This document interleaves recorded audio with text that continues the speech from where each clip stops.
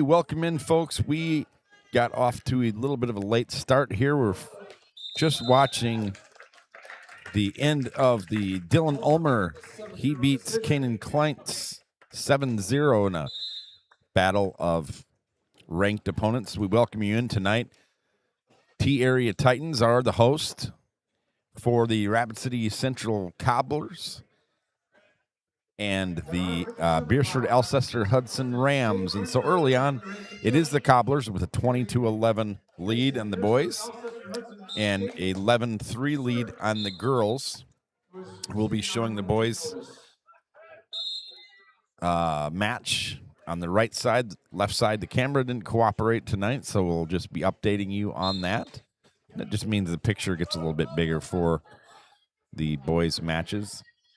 As right now, in the contest, we see the Shirk. I believe this is Caden Shirk. Yes, Caden Shirk at 157. He is an honorable mention in the state, and he is going against Tate Winter, number 5 in the state. Is that right, Jeremy? That's correct, and he was a state qualifier last year.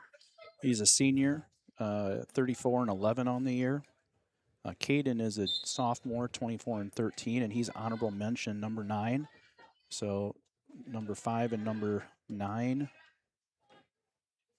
head-to-head here. Winter with an early lead, 3-0. Yes, by my count, 24 wrestlers either ranked or honorable mention will be facing off tonight. We just had a good one, a 5 versus a 6, and the 6 came out on top. Ulmer won that match, so that was a big win for him. Yeah, like you said, an upset maybe on paper, but if they haven't wrestled yet, how can you tell, really? So that one's close enough where if it is an upset so there. No takedown there yet. He has to return them to the mat. There he returns them, so it's 3. 3 for Shirk, so he takes the 4-3 lead, 30 seconds left first period. Be another big match for these two. Yes.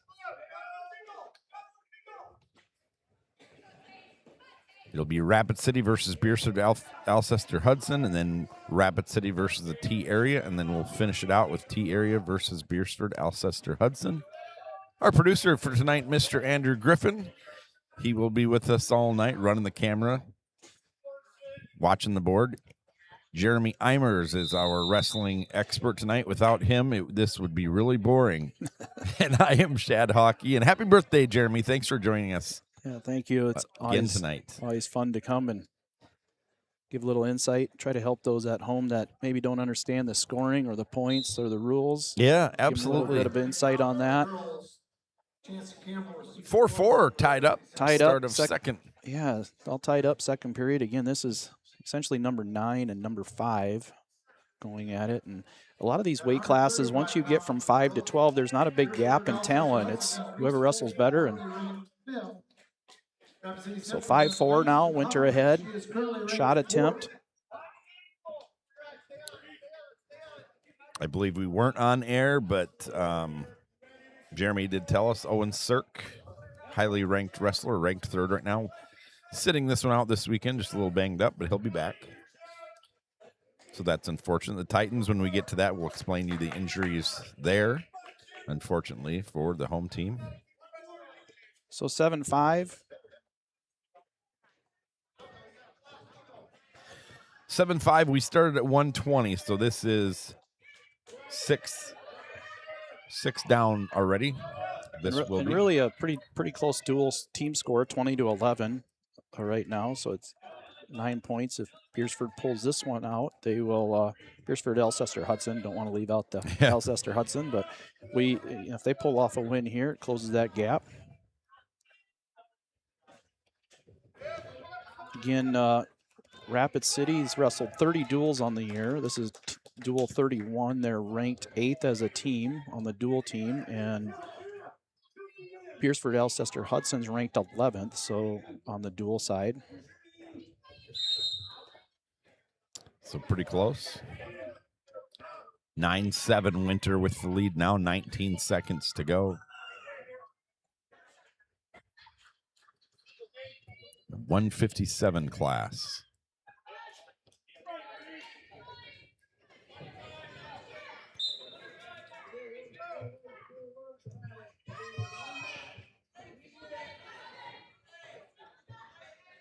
Beresford, Alcester-Hudson sitting with 6 rated rated wrestlers in the top 10, and Central has 5, so 6 and 5, so pretty close there.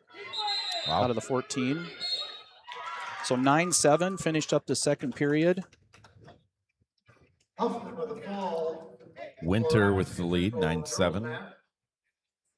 2 more minutes to go.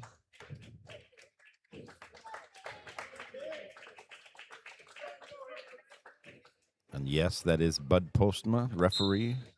Any idea how many years Bud's been doing it? I am not sure. He's guessing in the 30s. Yeah, long time. 140 pounds.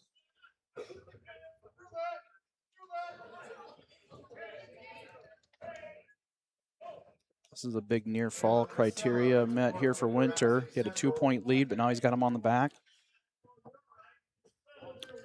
He was behind in the second period, pulled ahead, and now he's got him. Did have him on his back. Oh, still there. Varsity Central has a really strong girls program. I think I saw there was 4 rated girls on their team. They got a pretty deep squad there. Yeah, ranked 7th on the year, leading this one. Going to win this one. They're ahead 41-3 over Beresford, Alcester-Hudson.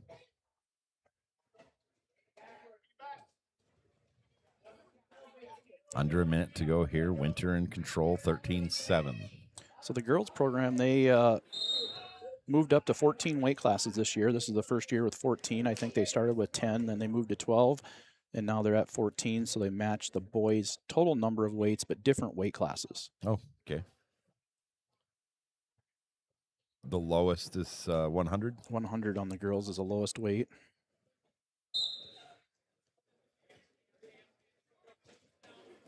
Iowa and Minnesota have 13 weight classes they chose to go. Oh, okay. So coaches kind of vote on that. We're at 100 pounds for the girls' duel. Varsity Central has Jamie Washington. So 13-7 right now. Winter has a 5-point lead. Under 30 seconds to go. Over on the girls' side, I believe at 100 is Washashek for Rapid City Central. And I think Bowdoin, honorable mention wrestler, Washashek is rated 7th. As that one's getting ready to close out. Cobblers in control, 47-3 on the girls' side. And the boys' side, that's Winter gets the win, 17-7. He got that major with that near fall, so he gets an extra team point. They get 14 points. So the way the scoring works for those at home, 3 points for a decision, which is 0 to 7 points or 1 to 7 points. Win by 8, it's a major, that's 14 points. Tech fall is win by 15, that's 5, and then a pin is 6 points. Okay. All right, Good Iron and Lyle. Yep. So Adrian Goodiron, 165. He is a junior, Rapid City Central Cobblers. And then Lyle, that's Tate Lyle, also a junior for Beresford, Alcester-Hudson.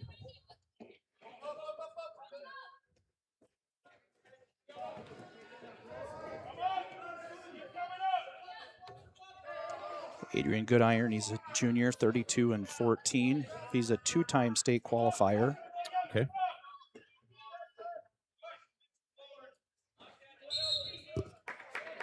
Sure his goal this year is to get on that podium. Yes, for the 3rd time. Got blood.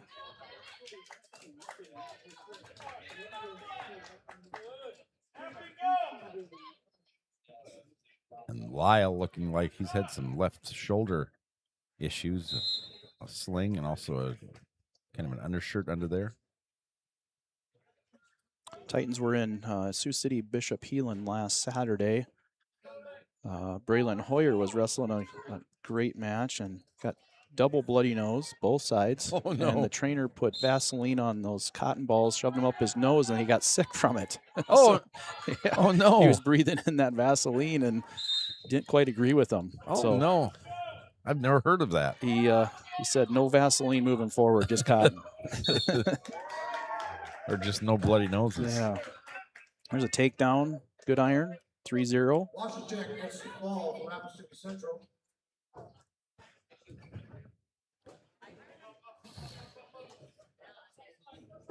At 105 pounds in the girls' duel, Rapid City Central.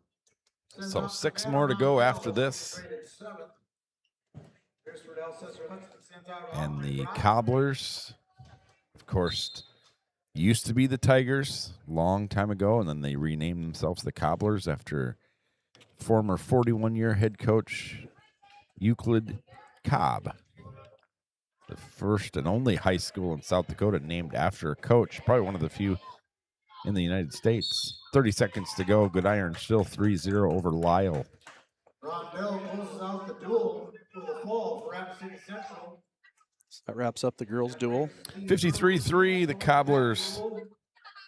Euclid Cobb smiling down as his Cobbler girls program picks up the duels win over Beresford Alcester-Hudson. Good iron just had another near fall. Tilt. 7-0. First period, 9 seconds remaining.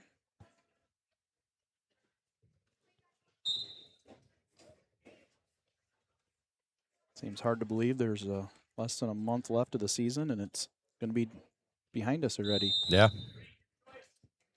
They go quick. Green defers. Red shows us down.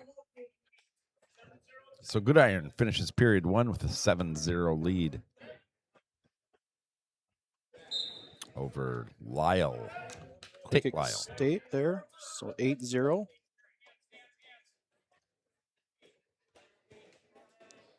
See, Good Iron's a strong kid. Yeah, they're both pretty well put together for 165.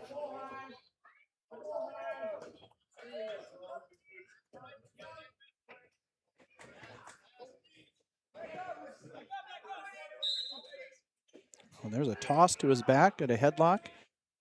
So take down 3, and he's going to get the 4 near fall, maybe possibly the fall. There it is. It's the pin. So win by fall. 16 points. 6 team points. That puts them at 30-11. 30-11, Cobblers leading this one.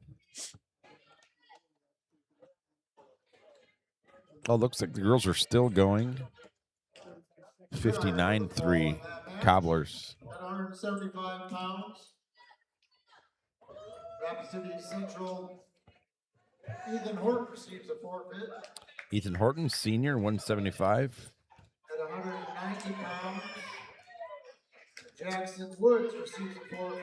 Jackson Woods, an 8th grader at 190. He'll get the win. Brings us to 215 pounds. And now Morgan Woods, junior. For Rapid City Central at 215, Morgan Woods, currently ranked 7th. And for Beresford, Alcester-Hudson, Bentley Shirk. And Bentley Shirk. So I've got Woods at 7th and Shirk at honorable mention. Rapid City Central has Lauren Liberty, and Beresford, Alcester-Hudson has.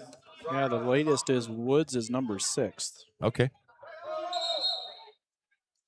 I had that one missing from my sheet here, so they actually have 6 rated, so 6 for 6 tied up there. Bentley Shirk down. Trainers are out to look at him and his coach. We saw another bad injury in high school wrestling. Can you tell us about that and how that young man is doing? Yeah, Sutton from Kingsbury County was wrestling a T-Titan and got elevated in the air and came down. I think it came down on his neck tucked under, and actually broke a couple vertebrae in his neck. So no fault by either wrestler or official. Couldn't have done anything differently. I watched the match over at least 20 times to see and learn from it, but it was one of those fluke deals. And he is now out in Colorado, in a specialty hospital there. Madonna or whatever one is out in Colorado. I know Coach Shoresman used to be with T-Area. His wife went out to that one, I believe. So I think he could be out there for, I heard, up to 6 months. Okay. Wrestling community is pulling together statewide and doing fundraisers and trying to help the family out as much as possible. I know our T wrestler went out to the hospital when he was in Sioux Falls here and saw him. I know that probably meant a lot to him. Mm-hmm. They don't give any blame to anybody. It's just hopefully he heals and comes out of that. Yeah. In a great place for that right now. Colorado, I heard, is one of the top hospital options. So, where do you go to if you want to donate to that? Do you know where to send people? that's a great question. I know there's just a lot of different fundraisers. They've been selling shirts, and we did a pass the bucket for our youth tournament on Sunday, which we had 500 youth wrestlers here for that, and they raised $1,000 for a Sutton family, and then also the Hastings family that lost their house in a fire here in T. Sure. So they split that 500 both ways to go to each side. We're seeing all kinds of great acts like that across the state. People are making shirts and selling them, and profits going to them. Different fundraisers all over. So how is little Tucker Hastings doing? Is he a good little wrestler? You know, I'm not up in the room coaching, but so I can't give you I just had him in class a couple times this year, and I know me and Brady go way back, and so when I saw Tucker, and I have a Tucker myself, and but I think he's named after a wrestler named Tucker, I think he told me. So he had an older brother that was on my national dual team back in the day, and he Brady Jr. He was a beast. He was strong as an ox. He went and played football at NDSU, I believe, and then he transferred to a couple other places. But he was a great high school football player as well. Yeah. Yeah, he was a good guy to have on our dual team when we were competing, and got to know him a little bit through that. Looks like we're doing on Bentley Shuck. I think they're worried about a concussion. They are. So that's head, neck, cervical. They're 5 minutes. Trainer gets to do evaluation, and the trainer will decide if he can continue or not. So it's a concussion test that he's doing. Okay, I thought first it was his shoulder, but so they're down to a minute 35 left here. Jaden Stover out of T area trainer of Orthopedic Institute. So this is a rule that came in place probably 5 to 8 years ago. Used to be just fall under injury time, and now with concussions, in all sports, they take extra protocol now to do 5 minutes and do evaluation, and wrestler doesn't get to decide. It's going to be truly on the trainer. Good. Because the wrestler would decide every time to keep wrestling, right? Yeah, this is a great rule they implemented. I know when I officiated years ago, we would see kids get knocked out and come back in and keep continuing, which isn't safe. But now they've got the rules in place to protect them. So he is going to continue. 0-0. No, 3-0. Woods is winning with 56 seconds to go. Team score 42-11. Rhapsody Central out with a commanding lead now. Yes.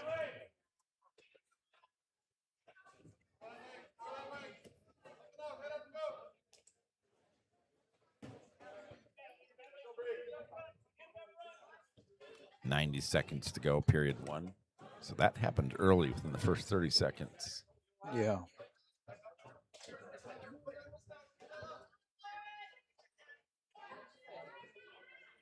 We don't have our big board on the wall hooked up tonight. Just went off with a tripod, new tripod scoreboards. So there's a pin. Winner by fall. Good sportsmanship by Rapid City there. 1:11 left first period. Shuck falls to Woods. Good job by Shuck to get back in, and Woods and Shuck talk briefly before they go back to the sidelines. Connor Newmeyer. Rapid City Central. Lloyd Brown.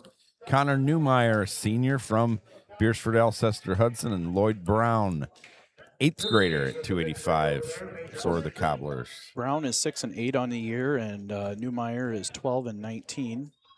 Okay. 8th grader against junior.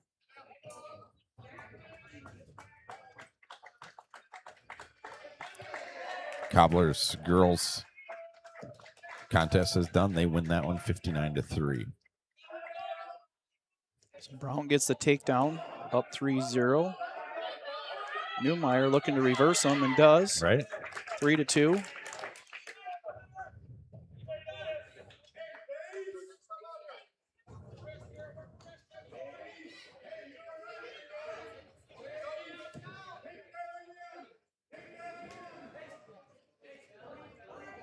Newmeyer trying to go for it. Cradle gets it.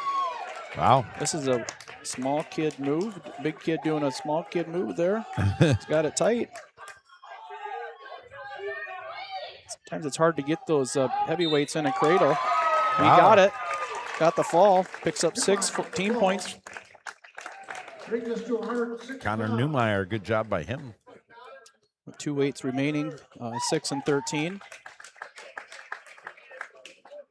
Rapid City Central sends out Sutton Paris. Beresford, Alcester-Hudson sends out Liam Moomey. Moomey's currently ranked 6th on the state. Liam Moomey, 9th grader. I heard he was ranked 6th. And Sutton Paris, a 7th grader for the Cobblers. So Mooney's 26 and 13 on the year, having a great season. Sutton Paris is 31 and 9. He's also having a great season. Wow. He's only a 7th grader. Should be a good one. Mooney ranks 6th currently. Senior Wrestling Paris. And that's a weight class. A lot of the rankings changed a lot over the course of the year. Kids beating different kids, and one week they're in the ratings, the next week they're not. Right.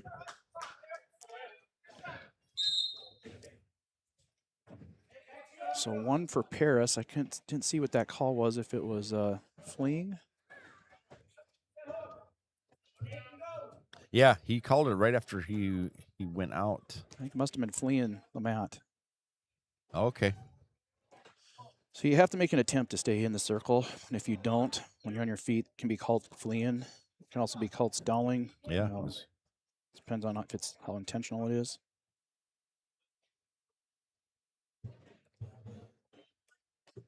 Nice outside sweep single. Under a minute, Paris with a 1-0 lead over Moomey. No takedown yet. He wants to shelf this and elevate, finish. There he comes up with it. Paris tries to roll underneath, grab an ankle. Still in a scramble position, no control. And it could go to potentially dangerous here really soon. Ooh. Bud lets him wrestle through it, which I like. Yeah. Only got 3 for Moomey. Moomey now, 3-1 lead. I saw a lot of officials stop in those scenarios earlier this week when I went to a match for potentially dangerous. Okay. So it's a discretionary call for the official just to know if they think they're going to get injured or could get injured to stop or not stop. 3-1 after 1, Moomey at a Paris.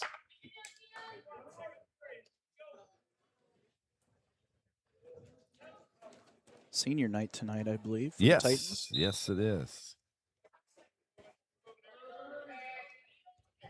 When he comes up to his feet, top guy has to make an attempt to return him, or it's stalling. He does. He returns him to the mat. When he comes back up to his feet, second time, and he's just trying to stay on his feet. See if he can draw that stall call, but there's an attempt. And he's got him on his back for near fall. Call that an Easton tilt. Yeah, nice move by Paris.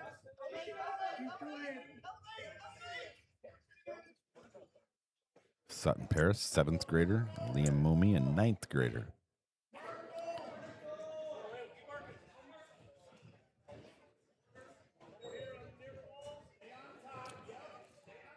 Four for Paris. He regains the lead 5-3. There's a reversal, 2. Boyer's going to have 2 good matches tonight, the way it looks. Yeah.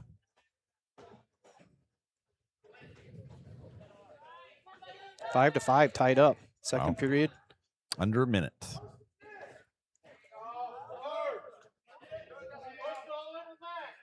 Moomey's got the arm behind the back, and see if he can put a pinning combination together here. Switches to a cradle. Not sure why he doesn't use that arm that he had, but he lets it go and tries for a cradle. Got blood. 30 Red. seconds to go, 5-5 second. So you get 5 minutes to stop the blood. There's no time to clean blood up. So once this blood is stopped, the clock stops. You never really get to see it go past 5, but it just puts some sort of urgency on Right. trainers and coaches to get it stopped and move on so they don't take advantage of the situation. JV match is going to be starting on the other mat here between Beresford and T.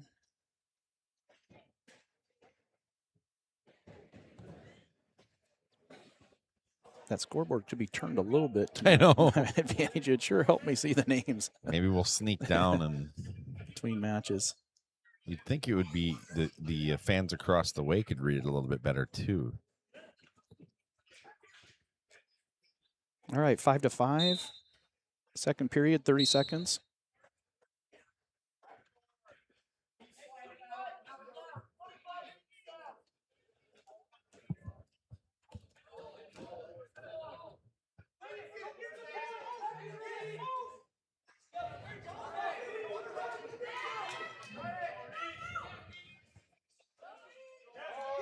Tight bar arm, half.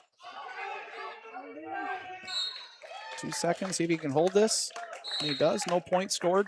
Goes into third period, tied up, 5-5.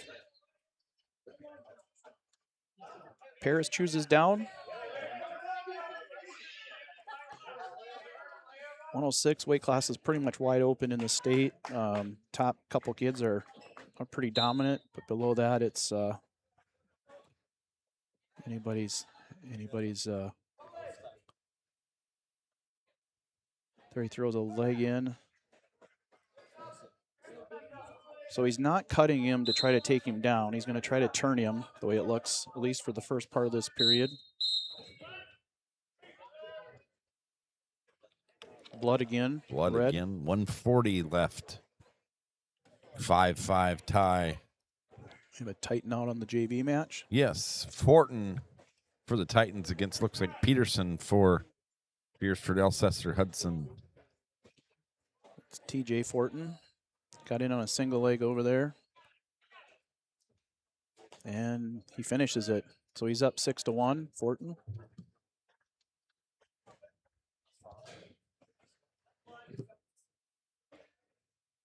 He's done a great job on JV this year. Good. Brother Henry out for the year, had a football injury, so he is listed as a manager. He had a good wrestling season last year, going to state.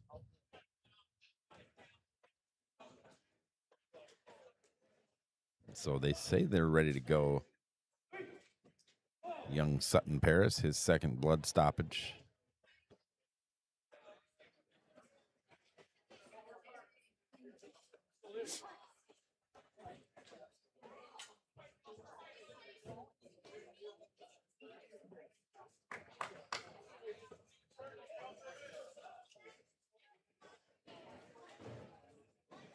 Fortin ahead 10-1 now. 25 left in the first period. Starting the varsity match here back up. Third period, minute 35, 5-5. Paris is on the bottom, Mumi's on top.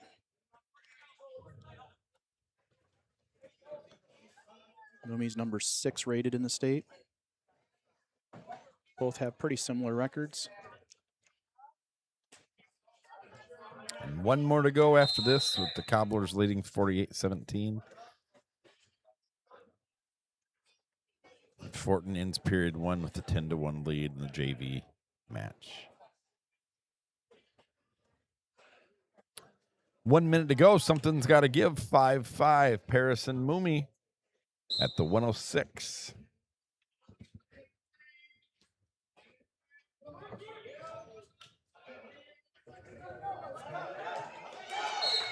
Escape.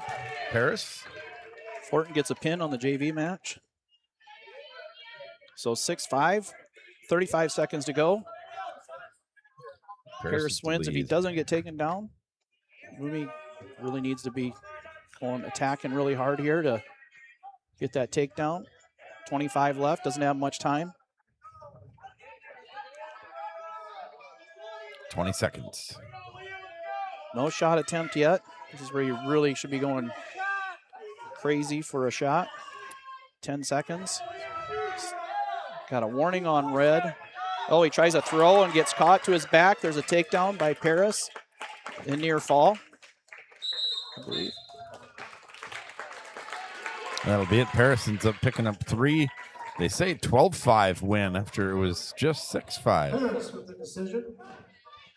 Was that just Moomy had to try something there? He had to try something. He went big, and it didn't work. You kind of know that's coming, right? Yeah. Rapid City Central, we have Pierce Hurd, currently ranked number 1 in the state.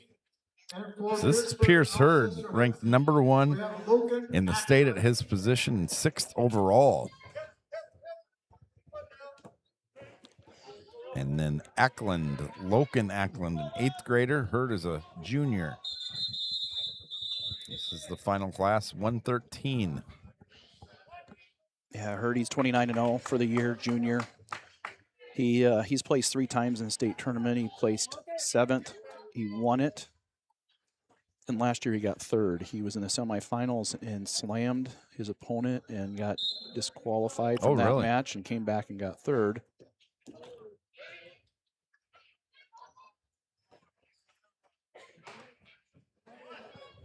And he has dominated all the matches. I saw this results last weekend, and he tech faulted or pinned every kid. Yeah. And most of them are ranked kids in the state. He's at a different level as a junior. He was at 120. Like I said earlier, there was 6 returning state finalists at 120. He dropped down to 113. And another wrestler dropped down, so there was 2 returning finalists at 13 and 6 at 20, or 4 at 20. And there's a pin. Yeah, that was Hurd, the fall. minute 41 into that one. First boys duel to an end. And that's going to end it. Rapid City Central wins at 51-17. Rapid City Central 57. 57, I'm sorry. Alcester-Hudson 17. We'll finish this one more JV match. Bastemeyer wrestling on JV on the other mat right now. So last match for JV, and then we will do the senior parents night. And we will be quiet. Maybe we'll sneak down and try to tilt that tripod a little bit.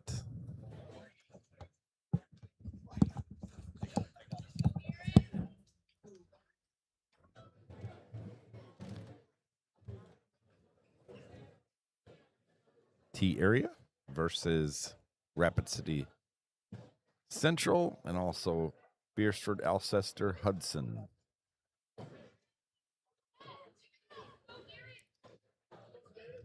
And my partner has left me. That's okay. It's his birthday, so he can do whatever he wants.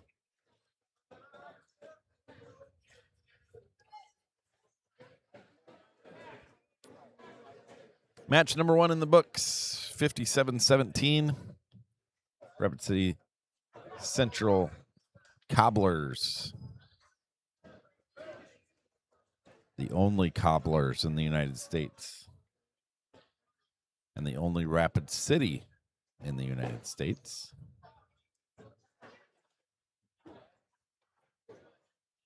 Bastemeyer leading 1-0.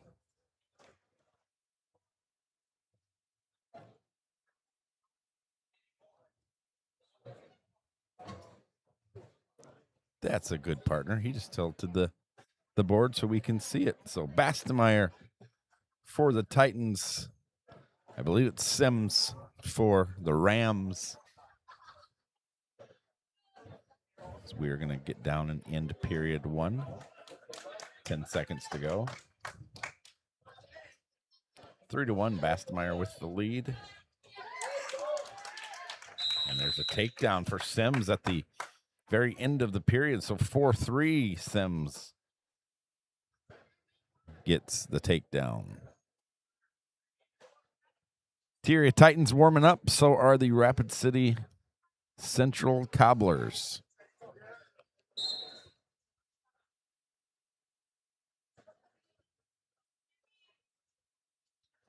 I often ask, what's the most visited attraction in South Dakota?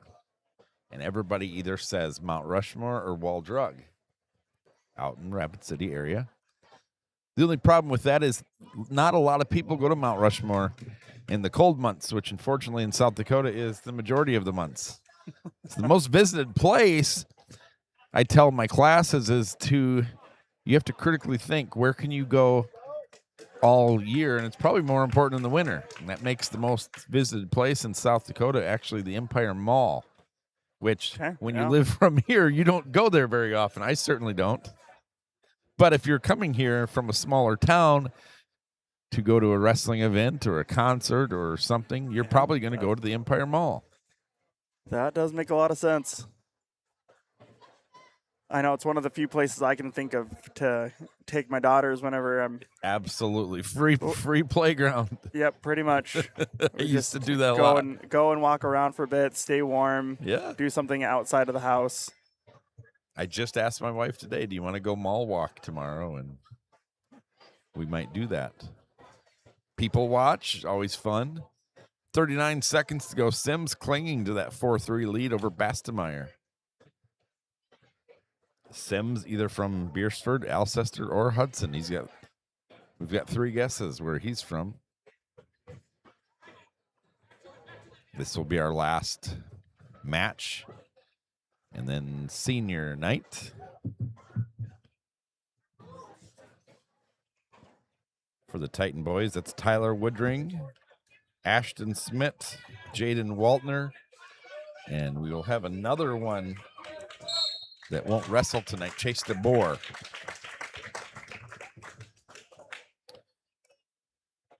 DeBoer, a runner-up finish last year. I believe we have one more. All right, let's begin our senior recognition. There are 4 seniors for the Titans this season. TAHS Sports Boosters officers are here to welcome the Titans student athletes, parents. TAHS Sports Boosters would like to thank American Bank and Trust for sponsoring senior night. Thank you for your continued support to our Titans student athletes.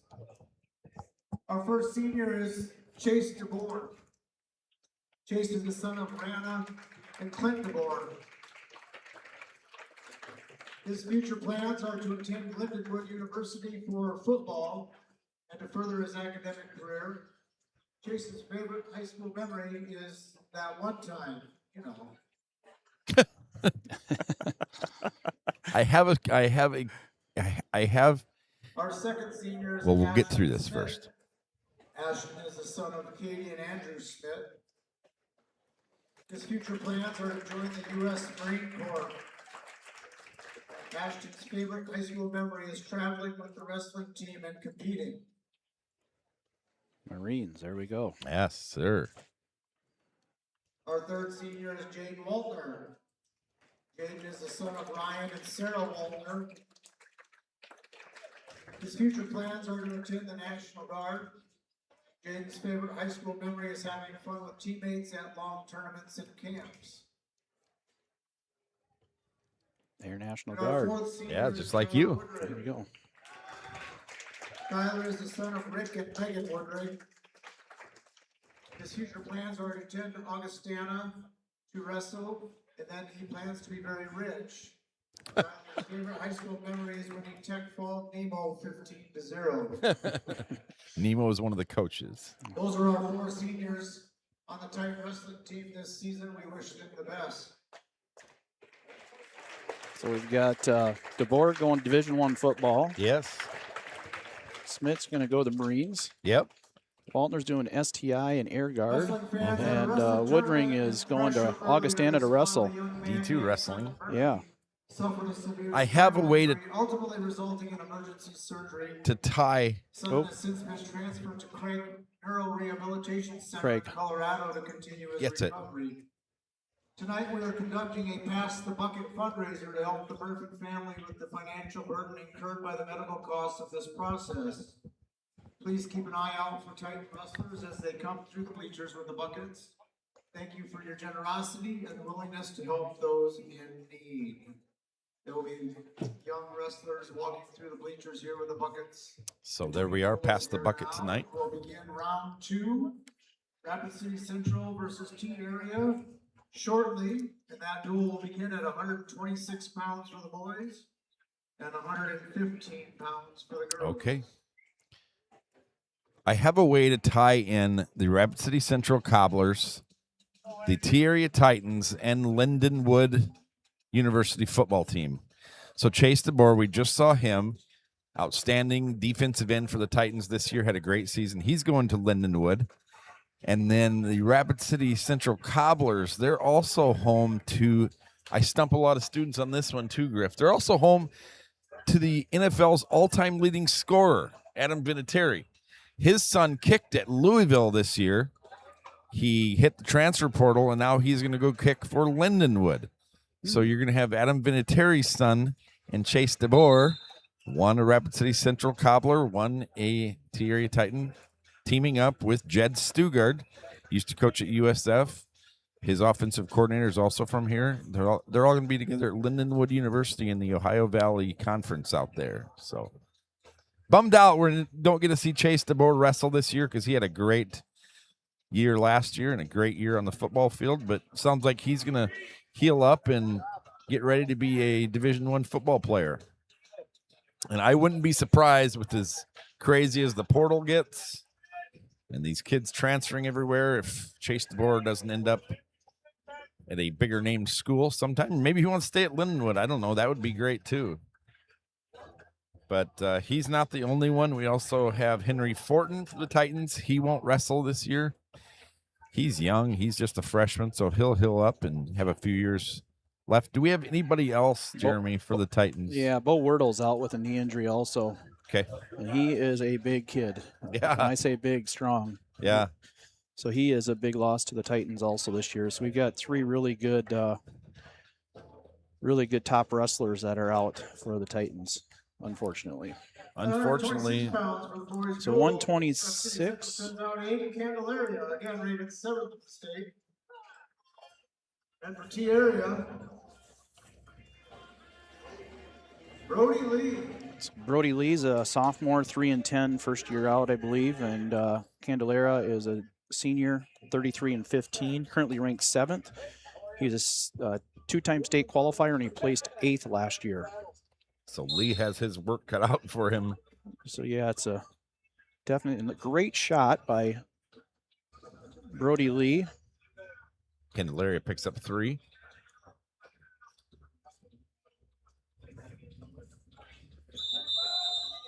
And on the JV mat, we have Sims again and Wordle. One of 3 Wordle boys. Candelaria 30 seconds in, leading 3-1 over Brody Lee. And in the dual rankings, T is 16th by power points, and Rapid Central is number 8 in the dual rankings. This is Rapid City's 32nd duel of the year. Just mind-boggling to me. Coach Neeson tells me the Titans this will be their first losing season since the 2021 season. Last year they had, well, I guess technically you could say maybe their best season. I think sixth place at state 3 years in a row.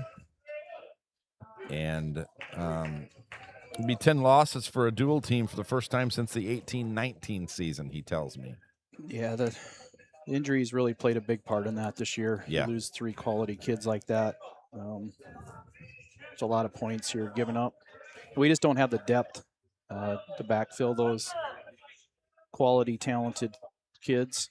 So Candelaria's got him on his back. Yeah, just a matter of time. And there it is. Candelaria. Candelaria with the Pin. ball. So that's a pin. 16 points for Rapid City Central. So Central has more rated kids in the top 8 than T. T has 3. They have 6. T has 2 honorable mentions. So here's Slater, sophomore, 32-9, 5th ranked in the state. Got 4th last year. Against Rosales for the Cobblers. I don't see him on my roster. I don't have him on my roster either. Slater Wilson team leading 101 takedowns. If he gets 2 tonight, Coach Neeson tells us, then he will be right behind two-time state champions, Tatum Maddox House. It's not basketball season tonight, anyways. And Quincy Hulverson of the University of Minnesota, foremost in the season. So I believe Maddox House had 200, and I think it was 19. Just crazy in that record-breaking season for him.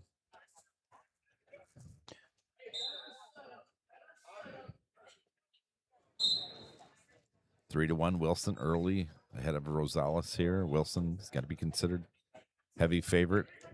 Definitely is. Third Wilson wrestler for the Titans. Another takedown. So he's doing takedown releasing right now. Yeah. Building up the score. And there's a third takedown, so 9-2. I told him, his brother, after his last come from behind win, Hunter, that we might have a new junkyard dog. And Hunter said that I need to slow down a little bit on that. But Slater Wilson has had an impressive season. What did you say his record was this year? He's 32-9. Okay. Ranked 5th. Finished 4th as a freshman, which was phenomenal. Yeah. Yeah, puts a lot of time in. Pretty much just went down to wrestling. Wrestles all year round. Wow. Always working on a cradle. Try to get some near fall. 15-4 right now. I'm sure the coaches are wanting him to get a pin. Try to get that extra team point. Could be crucial at the end. Could be. Don't know. But there it is, tight. There it is. That's a pin. So good job by Slater racking up some points and then finishing for the team with the 6-point team fall there. So he is now 33 and 9. 33 and 9. And here comes 7th ranked wrestler in the state of South Dakota, regardless of class, number 1 in his class, Tyler Woodring. Voted last year in state. You told me that he was the most voted match to watch. He was, yeah. He had the highlight feature match, and he had ended in 30-something seconds. Crazy. So Tyler's placed 4 times. He's going to be a 5-time, T's first 5-time state place winner. Gets through the season and gets on the podium again like he's going. But he's placed 4th, 5th, 3rd, 1st, and he's currently ranked 1st. He's 30-0 on the season. You know what's his consecutive 74. Win? 74 consecutive wins. Just a dominating style. He's wrestling for Augustana next year. Really excited to get him in the room there. I know Jason Reitmeyer is excited to get him in the room. He just has a really unique style. Kids really don't know what's coming. He's very unpredictable. Got great hips, extremely good hips. And Augustana's head coach told me last year that he just loves how Tyler throws the kitchen sink at every kid and never knows what's coming. So he's excited to see him in the college room. 3 short of program best 77-game win streak by Quincy Hulverson that was cut short Quincy's senior year due to an injury. Tyler has a lot of matches by fall or tech fall, right. So very dominating style.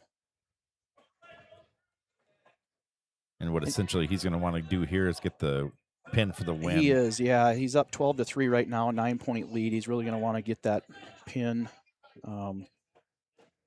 Again, you never really know what's his next move. He's really unpredictable. Makes it tough to wrestle him. Is that by plan, or is it he just go out there and just kind of wing it? There's a lot of stuff that coaches would tell him he shouldn't do as a youth wrestler because it's not going to work when he gets older, and he's continued to prove everybody wrong. Wow.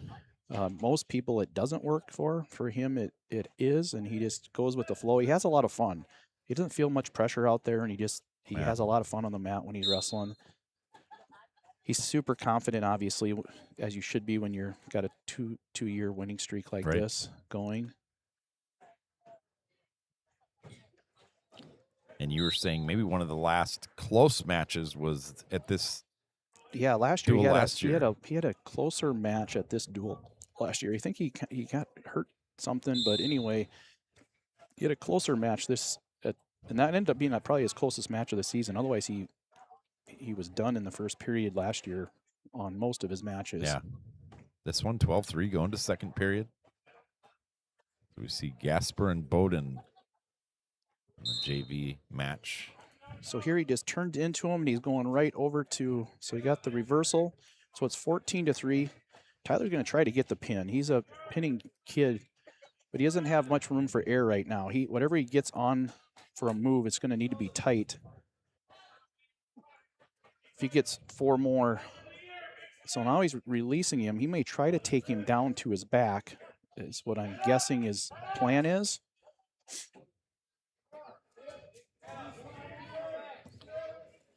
Almost got Mary him. got a takedown, so it's 17-4. So 1 more point is a tech fall. Coach is yelling, pin him. And Morrison right now just wants to do anything Definitely but get doesn't pinned. want. He definitely doesn't want to release him or let him go, because I think it's going to be a takedown.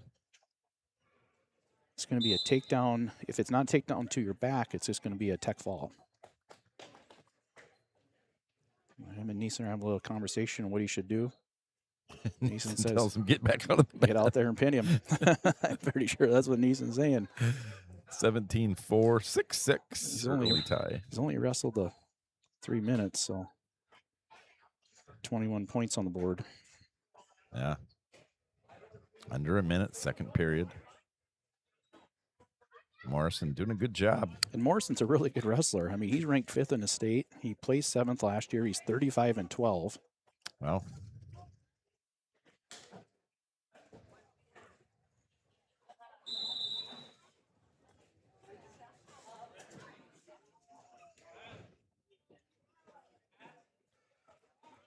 Two more points is a tech fall, so it's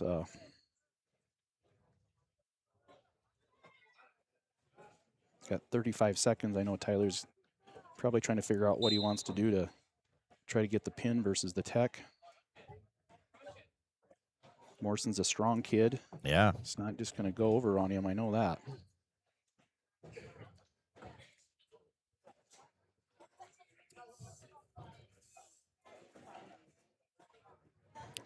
$15 seconds to go. 17-4. Woodring for the Titans. This looks like it's going to go into the third. Yeah, and I think watching Tyler as much as I have, he gets really comfortable taking kids down to their back from the feet, turning them from top. He doesn't do as often. He does it, but on a really good kid like this. All right, Morrison's going down.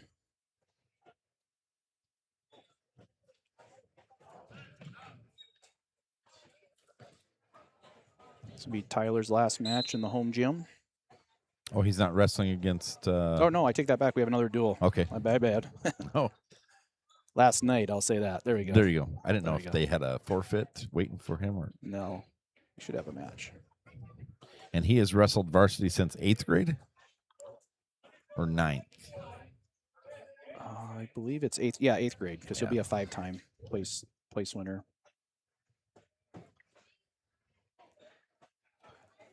$90 seconds to go. Still 17-14. Morrison holding strong. When he got 4th place as an 8th grader, I knew he was going to be something special for the Titans. Yeah. And he has been. He's one of the best. 74 in a row. Trying to get to 75 here. He's a minute and 10 seconds away. So he is not getting the fall like he's trying. I think pretty soon he's probably, if he doesn't get a fall pretty soon, probably going to have to go and just get the tech. Yeah.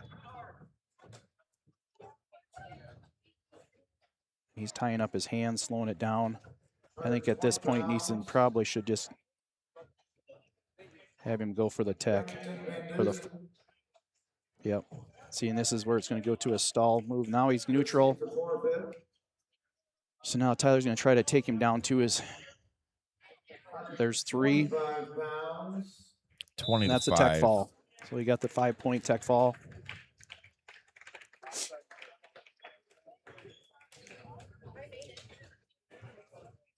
So Woodring 25 over Morrison. Morrison does a good job holding off the pin.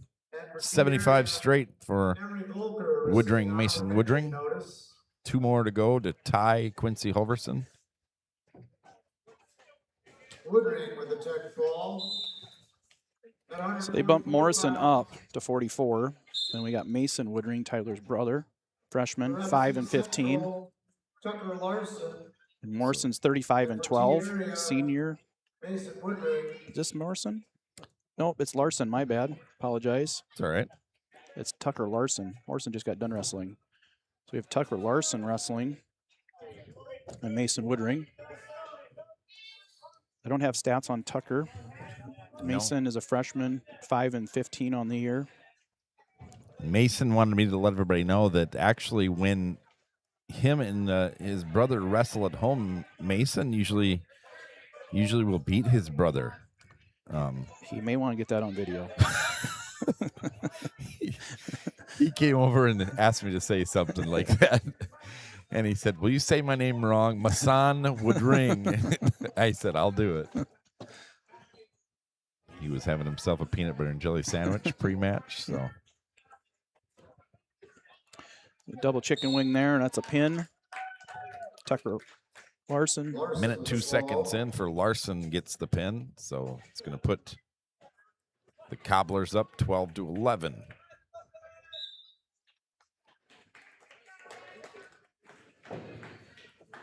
At 150 pounds for Rapid City Central, Dylan Ulmer, currently ranked 6th. Dylan Tier Ulmer. Trevin Otis receiving an honorable mention notice. So Otis is. Henstein with the fall in the girls' duel. So Trevin Otis is 28 and 11. Honorable mention number 10 is a sophomore. Dylan Ulmer is a junior, 16 and 10, and he's rated number 6th in the state. So this should be a good match. Number 6 versus number 10. I like what I've seen with this Otis honorable mention, just a sophomore. He's wrestling really, really good throughout the year. He's got great hips. He's got a lot of tools in the toolbox he throws at kids. Yeah, he looks like he's well put together. He is for a sophomore. He's got the perfect wrestling body you would want. Yeah. Not afraid to go upper body. I think there he's trying to get that go behind. Nothing quite yet. If he gets behind the arms, there it is. So it's 3-0. This would be a really big win for Trevin. Up against number 6 kid. So he got a reversal too, so it's 3-2. Both kids really strong kids. Athletic. I believe we're at 140 pounds now. Is there an advantage to wrestling first or not wrestling first? No, there really isn't. You could look at it and say maybe they're tired. We could also look and say they're warmed up, maybe better and ready to go. Just maybe it depends on the individual. Yeah, I mean, if you have a really tough match and you exert yourself that 6 minutes, and then you have another tough match, you're obviously going to be at a little bit of a disadvantage if you're not, conditioning wise, and and it's night weigh-ins. These guys weighed in an hour before it started, so if you're cutting weight, you're not going to have that fuel to get you as two close matches. So that plays into it. If you're fighting a cold, which there's a ton of kids fighting colds right now, you might get through that first match, and then you might not have enough energy to get through that second one. Sure. So Otis 4-2, 20 seconds to go. Yeah, great match. Number 6 versus number 10. Otis 10, Ulmer 6. I like how Otis goes right to the middle. Yeah. Quickly.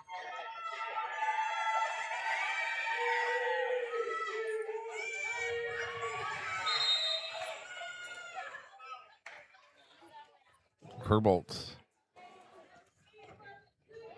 for the Titans fighting. First period over, Otis up 4-2. Ulmer chooses down. This will be a big match for the Titan team. Yes. Score 12-11 in favor of the Cobblers.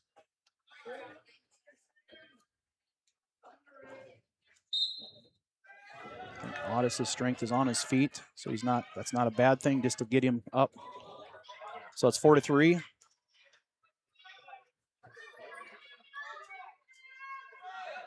Digging in an underhook on the left side. Ulmer tries to do a fireman's half shot. Now he comes the other side with the fireman's. Otis frees his arm. Trying to push the head down, hips down. Casilla with the fall. Ulmer in a better position here than Audis right now. He's got that leg turned. Still 4-3 for the moment. Ticking down close to a minute to go. Getting close here for Ulmer to score. He's got that leg hooked.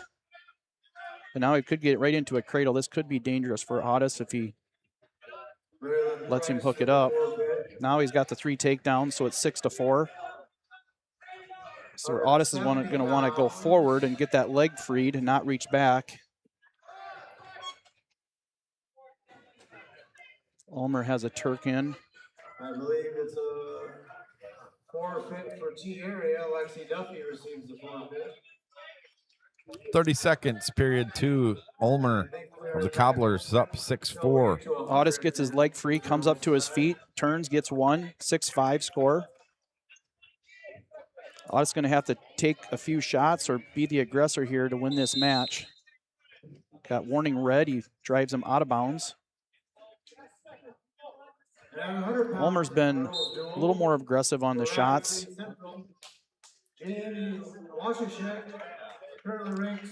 Audis will get choice last period. Well, there's a shot by Ulmer after being called for stalling before. And there's Matt. 6-5. 6-5. Audis is going to choose down. If he gets Ulmer away. leads Audis. Girls match for the Titans. Leah Stevenson. She is their highest win percentage as of right now in girls program history of girls that have wrestled 20 matches or more. 73.91%, so almost 74%. Coach Neeson said he is impressed by her 17-6 start. Leah Stevenson. We had her up here, Jeremy, for a basketball game and interviewed her, and that was a lot of fun to talk to her. She's a lot of fun to watch. She's a great wrestler. Yeah. Got a great career ahead of her. Yeah, absolutely. Just a 7th grader. 6-5. Ulmer leading Audis. 1:45 to go. And this is a big match for the Titans, big match for Audis. Trailing by 1, minute 40 left. Comes up to his feet. Gets returned back to the mat by Ulmer. Minute 30 left. Stevenson for the girls down 3-0. 45 seconds in. I believe she's wrestling the 7th ranked wrestler in the state, Jamie Washashek, 8th grader. Stevenson, honorable mention, so top 10.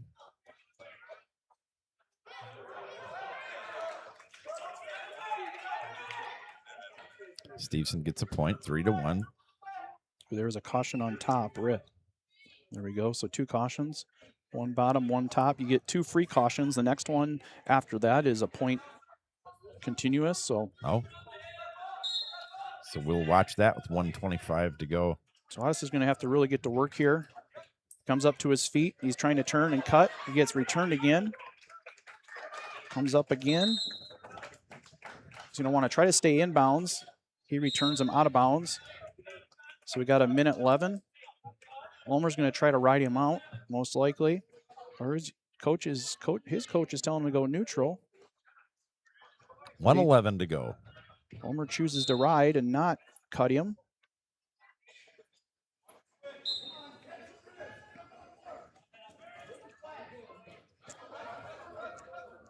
Audis' hands are tied up here. He's up to his feet again. He's got to get hand control and turn. He's reached in a little bit too soon. Now he's up to his feet. Okay, it's tied up 6-6. Double underhooks. He's driving him out of bounds. He's been warned for stalling. He circles back in to save him. Called that out of bounds. I saw feet in the circle still. They still were, yes. That's not the first time I've seen that tonight. 6-6, 40 seconds to go. There's a shot by Ulmer. Hips down by Audis. He's going to try to do a go behind. Snap down. He's reaching for that leg. 30 seconds. There he keeps spinning to his left. Ulmer's coming back up to his feet. Audis is trying to spin. He's got his elbow. Now he gets a fireman's. And now Audis is in really bad position here. 20 seconds. 17 seconds. Is he going to get the takedown here? I think that's a takedown, but he hasn't awarded it yet. 10 seconds. 8 seconds left. And that is 3 with 3 seconds left. 3 He awards seconds it. left. Ulmer. Is that the right call there? It is. That is Okay. the right call. I think I would have called it a little bit sooner, Okay. personally. He had the hips controlled. Mettler just wanted to make sure. And that one went all the way down to the final 3 seconds before Ulmer's awarded the 3 points for the takedown. Big, gave up that fireman's. Yeah, you called it. You said he was in a bad spot just before that. Turned out he was. Stevenson now trailing 5-4, minute 9 left in period 2 on the girls' side. So Winter, is this Winter here? Yes. Yes. So ranked 5th, state qualifier last year, 34-11, a senior. Dundee is on Titan side. I haven't seen him on the mat for a few weeks. This is the first time I've seen him back.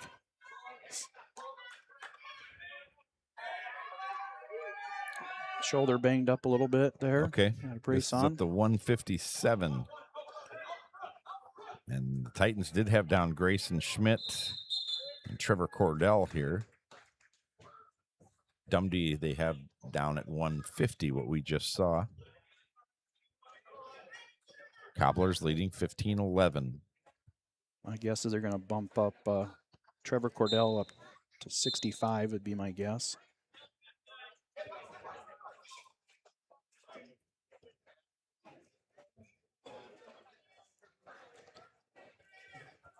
Good to see Cooper back on the mat here. Down 3-0.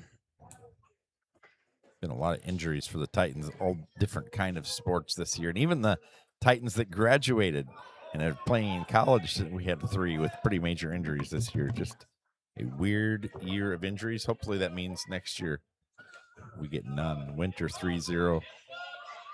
Halfway into the first period here. Yeah. Winter's a really good wrestler, 34-11, senior, 5th. State qualifier last year. Stevenson, after 2 on the girls' mat, trails 8-6. He does a high ho. He elevates him with that claw and gets the Turk.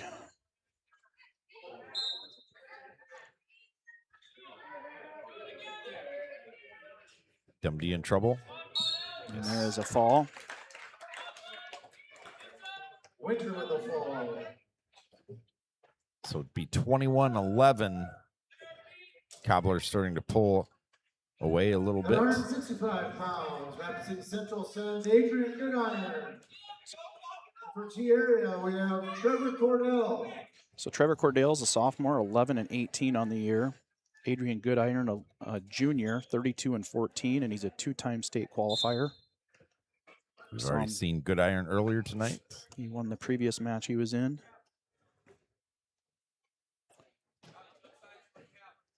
Long, strong kid. Did the Cobblers forget to bring all their headgear? I noticed a lot of them are throwing and sharing a headgear tonight. Yeah, I didn't catch on to that. Yeah. I've seen it several times, and I think it's going to happen after this one too. It's kind of odd, but okay.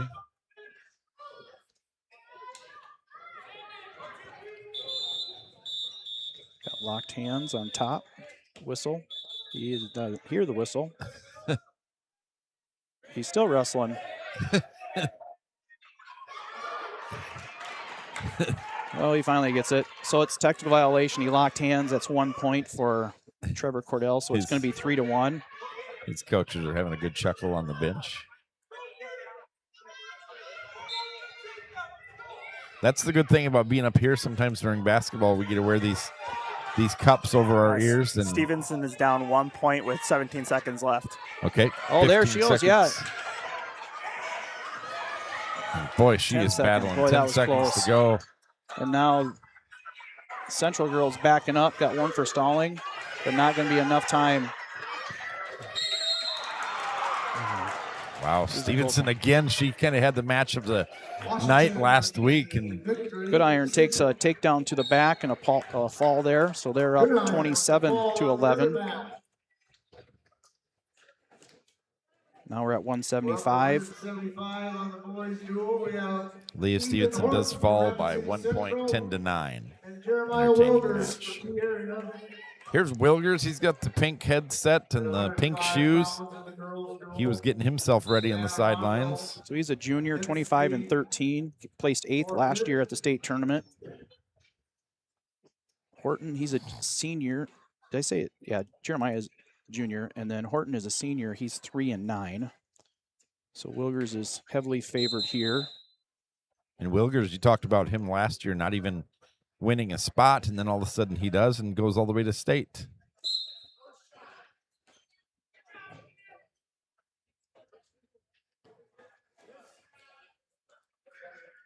And he'll forever be my friend because he remembered to bring me a hot dog at the end of the basketball game a couple weeks ago. At 110 pounds.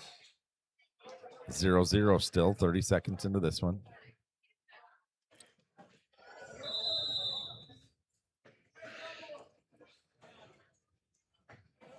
So JJ likes to, he's pretty good at throwing, so I won't be surprised if we see a toss. Yeah. Final score 57-6. There's a shot by Horton. Cobbler girls win the girls section. They go 2-0 tonight, 57-6 over the Titans. And we'll finish it up with some JV matches over on the left side. So Horton's taking all the shots right now. He's the offensive wrestler. No stalling calls yet.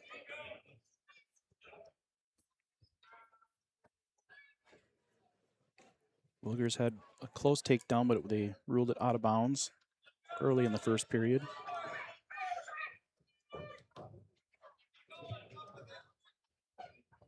$30 seconds, period one. Wilgers and Horton scoreless. There you go. There's a takedown by Wilgers, 3-0.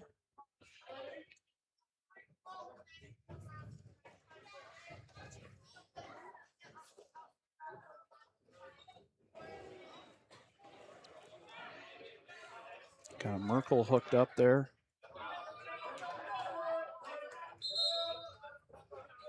$10 seconds. 1 second. I'm sorry. Not 10 seconds. Just turned him to the back as time runs out.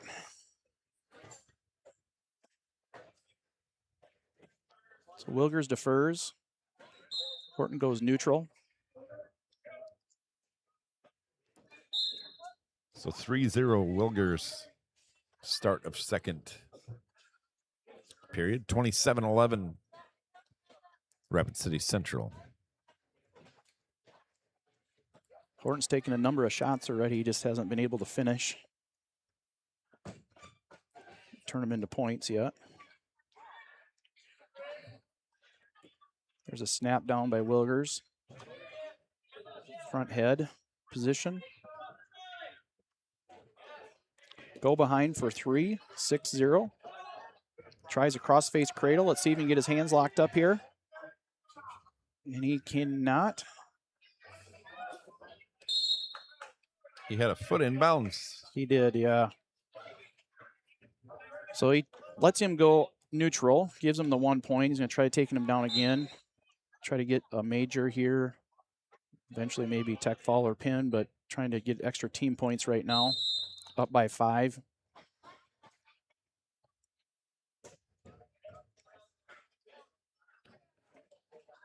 One minute to go, second period. Wilgers 6, Horton 1.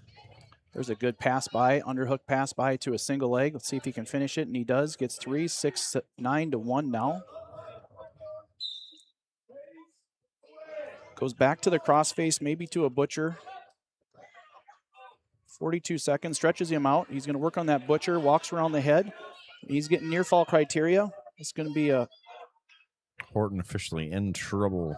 30 seconds left, 32, and that's a fall. Jeremiah Wilgers.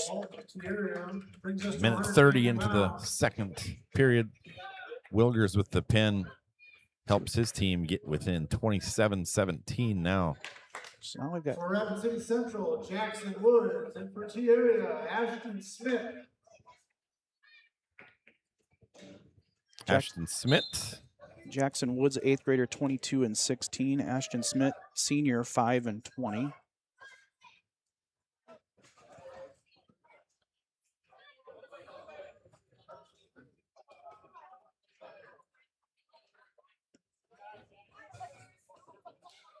So we're at 190. We still have 215 heavyweight, and then we're going to have 6, 13, and 20. So we've got 5 matches going to remaining. So Titans are bound by 10 in this team score. They got plenty of matches yet to come back. I'm showing heavyweight is going to be open for the Titans. Is that going to be accurate? No, they've got Feek. Okay. Plug in there. Feek Luau, just a freshman, or I'm sorry, sophomore. Yeah, he's definitely a kid that Titans need to keep out and keep improving. I think he will. You know, he's a big football guy. He's already visited SDSU, among others, and I think he knows that this wrestling is only going to help him on the gridiron, and he's not doing anything else besides the school band. And he had a great football season, both sides of the ball and the offensive, defensive lines. So Smith here, senior, going to get into go to the Marines after graduation. So that's great. What branch were you in? I started in the Army National Guard, and I'm currently in the Air National Guard. Okay. So Army and now Air Force. How long do you have left? Next month is my 20 year. Wow. So it was exciting to see, got Jaden Waltner looking at the Air Guard, and Woodring's also checking it out. So okay. Be nice to get a couple of these wrestlers into the Guard, and then we've got Smith going to the Marines, and so really cool to see the young generation serve the country. Yeah, absolutely. 0-0 after 190 class, Smith and Woods.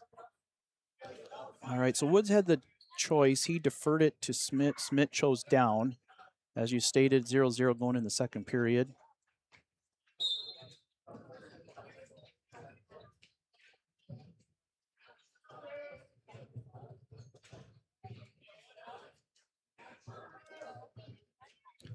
Woods on the year with the better record, but he's an 8th grader. Smith is a senior. Yeah, this would be a huge win for Smith if he's able to pull it off. He's really gotten a lot stronger over the last couple years. Yeah.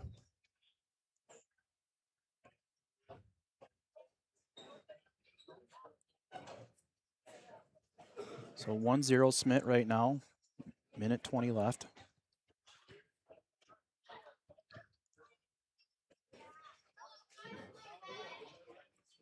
Few Titan wrestlers wearing the Sutton Strong shirts.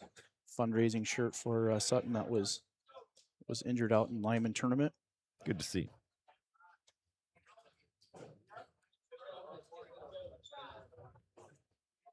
(1-0) Smith. Under a minute to go, second So period. Takedown would be a huge thing in this match. Smith's been doing a lot better job on his feet the last few matches he's wrestled. It's also Smith's last night as a wrestler in the home gymnasium. 30 seconds, period. There's a shot attempt by Woods, but doesn't get in. Comes back up to his feet. Smith's got an underhook. 20 seconds left in the second period. One escape is all that's been scored so far.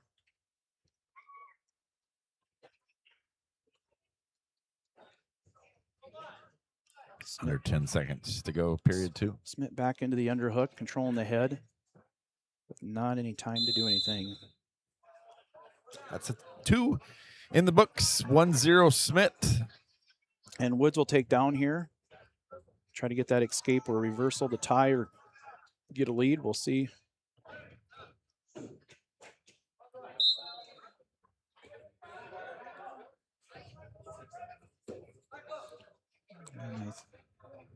Smith might want to just cut him. There you go. That's a smart move. 1-1. So it's tied up. Takedown is going to win this match.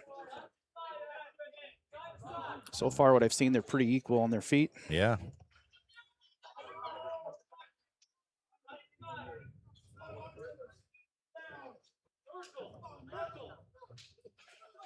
This would be a big win for the Titans.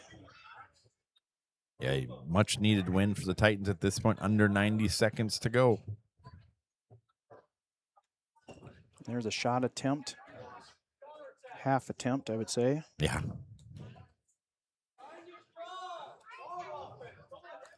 Saw the Titans lose just a bit earlier, tied up into the last 3 seconds. Lost a big match. See if they can get one here as we tick down 1 minute.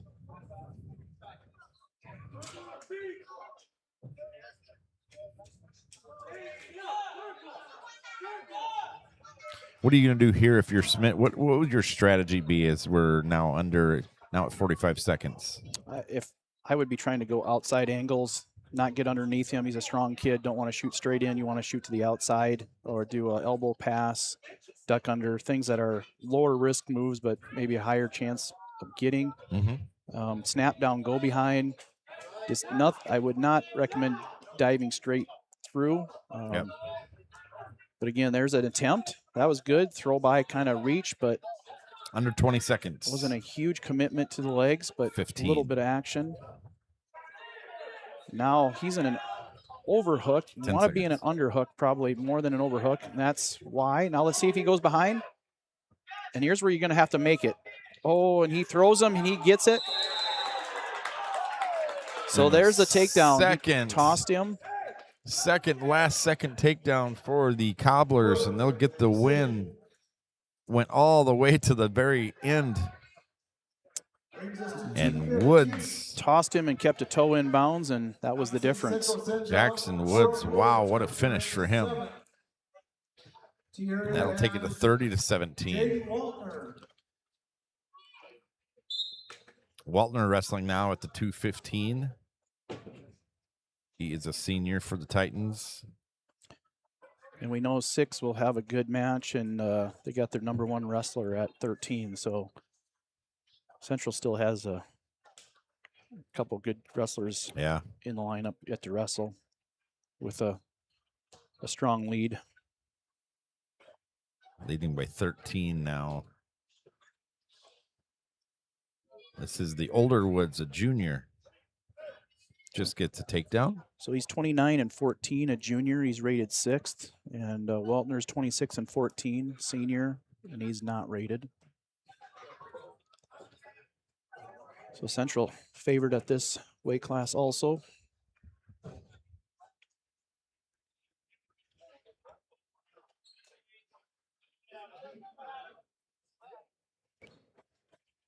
One minute, Woods leading Waltner 3-0.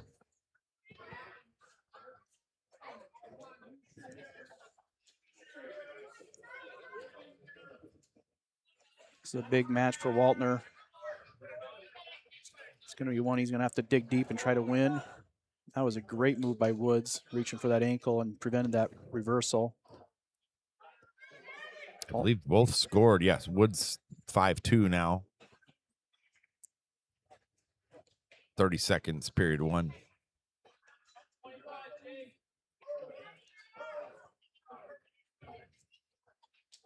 These are the kids that Waltner's going to need to beat to get on the podium at state. Sure.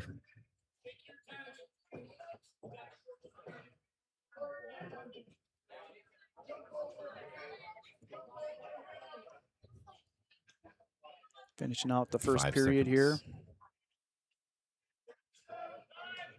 5-2 Woods after 1.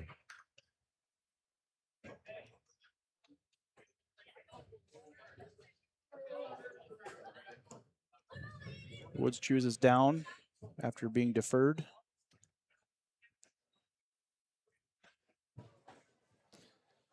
We'd start at 120 again. No, first duel was 120. The second duel was 126, and the third one will be 132. Okay. So we have to wrestle up to 120 on this duel. Okay. There's a good mat return by Waltner.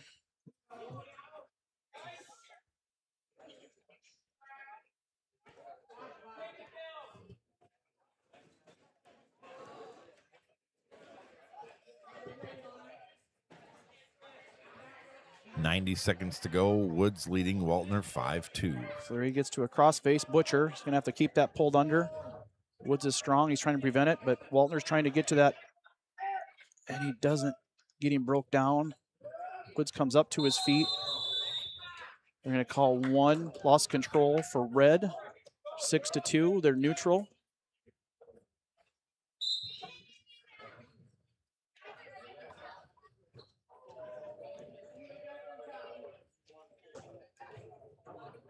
Waltner's going to want to get a takedown in this period to get back in the match. 1 minute left, second period, halfway through.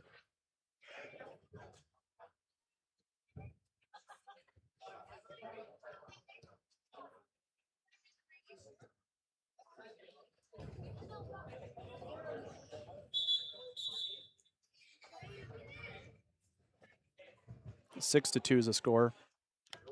They didn't award that last escape. Okay.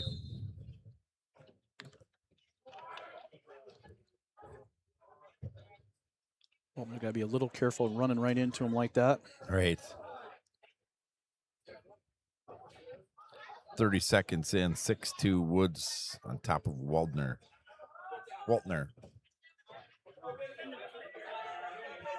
So there, Waltner was driving straight in, and he gave him his leg. He just dropped down for the leg. Now they're out of bounds, and there he calls it.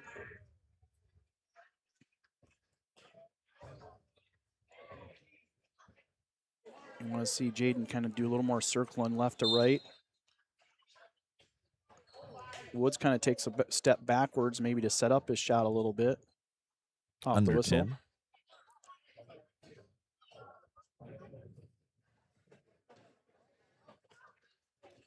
Period 2 complete. Woods over Waltner, 6-2. Jaden takes down.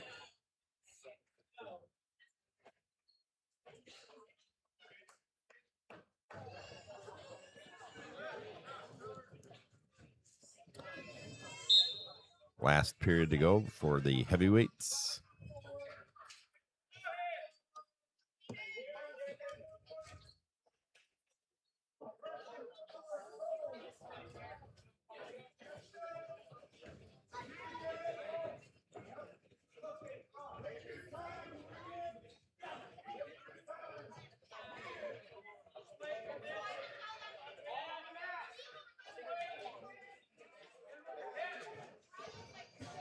.90 seconds to go. Still 6-2 Woods over Waltner.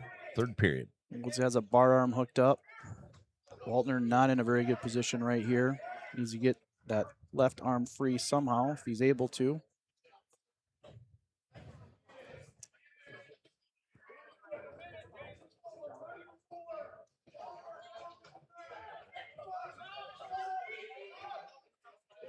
Now he's got a bar arm half. Jaden again has to try to get that arm out if he wants to get out of there. He does. Final minute. Gets his arms free. Now he's going to have to really go to work. Woods putting legs in. Waltner should be trying to reach for that head and pulling it over. Should be swimming for the head. Don't see too many heavyweights throw their legs in.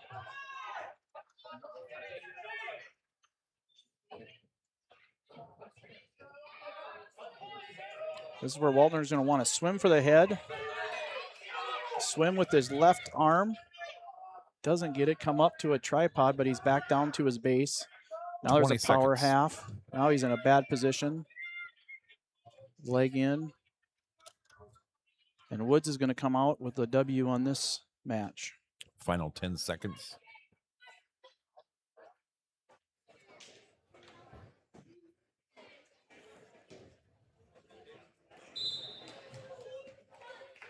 And Woods with the 6-2 lead after 2 and the 6-2 final. Rapid City Central sends Lloyd Brown, and T area sends Thielwall. They're going to have a match. They do have a heavyweight. Lloyd Brown.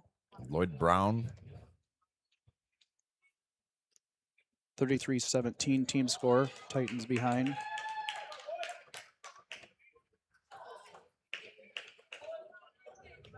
We saw Brown lose his first one to senior Connor Newmeyer.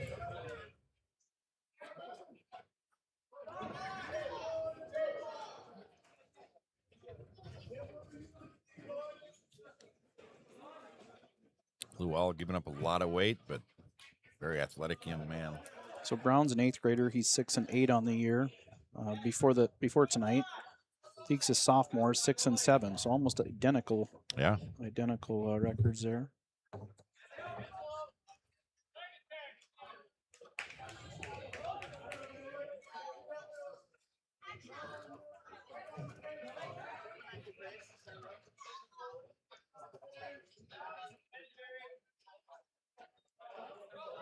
Ooh, headlock and takedown, but he's out of bounds. That was a great call.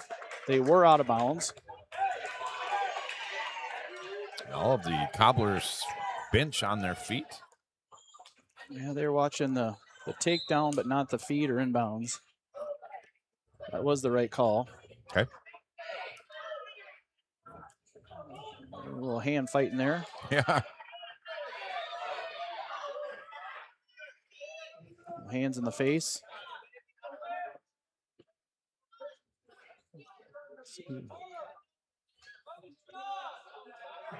So he got thrown in a headlock once. We'll see what happens here. Under 40 seconds to go. 0-0 still. Luell and Brown.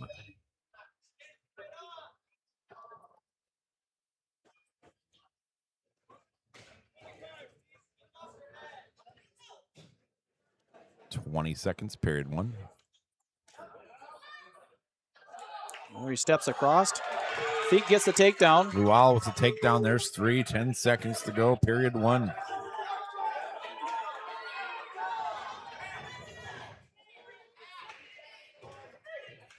And what went wrong for Brown there is period 1 ends that to get the takedown. Kind of try to do a headlock throw the way it looked, and Thiek just kind of ducked under it and went behind. He's going neutral again. He wants to try to toss him to his back like he did out of bounds, is my guess.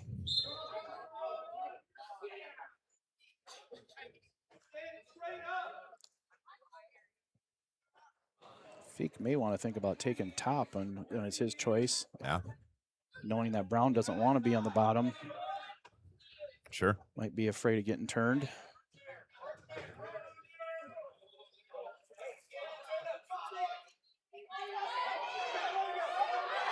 There's a shot by Feek. He gets on underneath. Let's see. Straight on is tough. Backs out of it. 30 seconds in. 3-0 Luell. There's a takedown attempt, but they're out of bounds. But Luell had his feet in the circle. He did, but the other kid's foot touched the gym floor. So when you're touch the gym floor, you're out. You know, Titan wrestlers got pretty excited about that. Now we got injury time for Brown.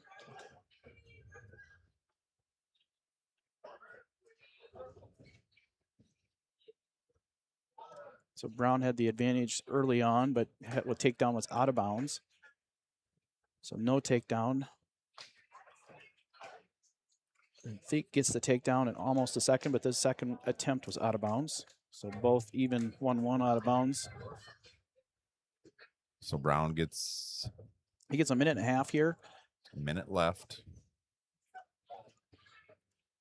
If he takes a second injury time, then Titans would get choice of position. Injury timeout. What? How do you know that he's not just trying to get his breath? If I can ask that. Yeah, I mean it's because as we see now, Brown is pretty out of breath on the sidelines. Now he's breathing more normal. Yeah, it's a game that can be played for sure, and there are some that do it. Because when he went to the injury timeout, which was a minute ago, he was breathing pretty heavily.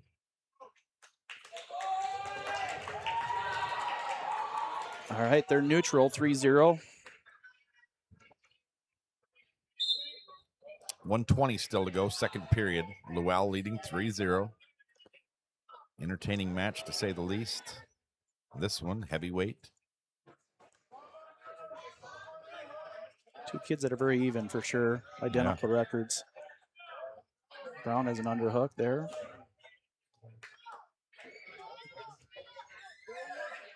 Under a minute, second period. So Brown tries his same underhook throw that he tried the last time. It didn't work. Thiek doesn't go for it, and he takes him down, so it's 6-0. Now he's on top. He rolls him to his back really easy, and it looks flat, and he's pinned. And he's out of breath again. And there was the Pretty bad. reason why he chose neutral. Yeah.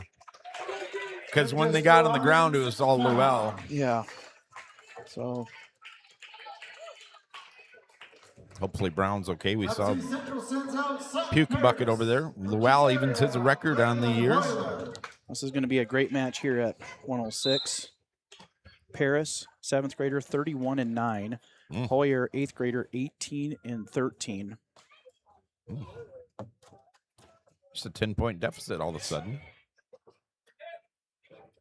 Titans running out of time. They do have Pierce Hurd, outstanding wrestler, on deck. And then just one more. So 3 matches, including this one. There's a takedown by Hoyer. He's got the Turk. If he keeps that Turk. So good first takedown. He's really strong on his feet. He had a great match down in Sioux City this last weekend. He was behind and came back and fought through. And the kid was about a good 8 inches taller. Wow. Yeah, Hoyer's he's just a scrappy kid. He is.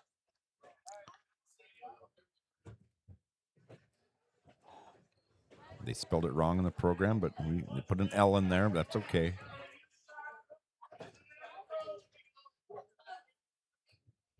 They're a great job of sprawling, getting the feet back. Comes in for another.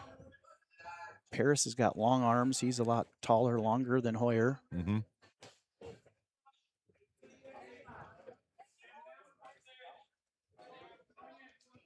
Under a minute to go. Hoyer 3-1. Hoyer comes into a single leg off of the Paris's front head. Paris using his length to try to score. He's reached around to an ankle from the front. Go out of bounds. Hoyer's bleeding. He's got a bloody nose. This is par for the course for him. Really? In about every match, he is bleeding. Bloody nose. But I don't think it's his nose this time. And that's a disadvantage if it is your nose and you got cotton up. It's hard to breathe. Yeah. And plus he's got braces, so he's got a mouth guard. Oh, there's a nice throw by Paris. No score just yet. Hoyer does a great job defending it. No score. Drops down to a single leg. Paris started with a pass by, throw by. Now he's switched to a single. Hoyer's defended it with 10 hips. seconds. Now he's going to go try to score, but again, Paris's long arms, reaches in for that leg again, sucks it up, pulls it up to his feet. Hoyer's and no points. Great defense. Yeah. And great attack by Paris. That was a great pass by, and then switch to a single. The length he has is. He's using it well. He is. It's just such a different match watching the lower weights compared to the heavyweights. those lightweights just able to do so much more that where you think you'd be able to get some points, they just get out of something. So Hoyer trying to cross-face cradle. He almost had it hooked up. Didn't quite get it hooked up. Now he's got that ankle to try to break him down. 120 pounds for the girls. Fast-paced tempo here. Hoyer again trying that cross-face cradle and doesn't have it hooked up. He loses it. Paris comes up to his feet. Hoyer picks up the single leg over his shoulders, and he drives him back to the mat. Paris reaches back for a leg. Now Hoyer's got a Turk. He's got a claw. He's in near fall position. And he's going to get a 4 count here. Oh, Hoyer, minute 15 still in the second. Paris does a great job fighting off his back. Now he's to his base. Big 4 7-1. points.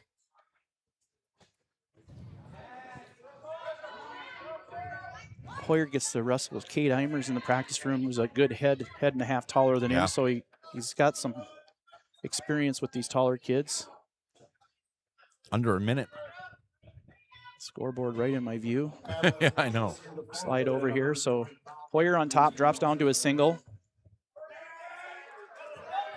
He may get called for stalling, but it's be safer than giving a point up. He's got that single leg just locked, and he calls a stalemate. So they'll reset in the middle. Paris going down, 7-1. And this match has been closer than the points on the scoreboard. Yeah, I agree. 30 seconds. Another mat return by Hoyer. Coach Neeson yelled to him after that stalemate. Good job, Braylon. There he's got a half Nelson far wrist, and he's running around the head as hard as he can. He's getting aggressive. He might get called for potentially dangerous here with that arm, and he does. Paris has long arms, long legs, and probably pretty flexible, but they stopped that. 13 seconds remaining, second period. Hoyer's going to want to hold him down. Now we got blood. Hoyer. This time it's a nose. Or is it red? It's red that's got the nose. Yep. Not Hoyer. Beresford, Alcester-Hudson. Reese Olson will receive a Hoyer forfeit at 140 looks pounds. conditioned very well. Doesn't look like he's out of air, and either is Paris. Paris, good wrestler.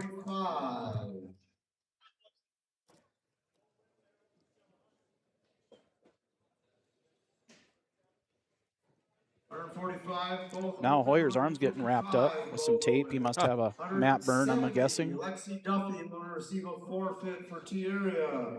Both teams are open all the way back. Hoyer, was this a surprise for him to make varsity this year? Or no, it wasn't. Okay. He had a lot of success. A lot of success as a youth wrestler. State titles. Oh, good. Okay. His mom's a Klinkhammer wrestling blood in him, so give mom credit. Don't give Brandon any credit. Dad, no. Yeah, he's been fun to coach. He's super coachable.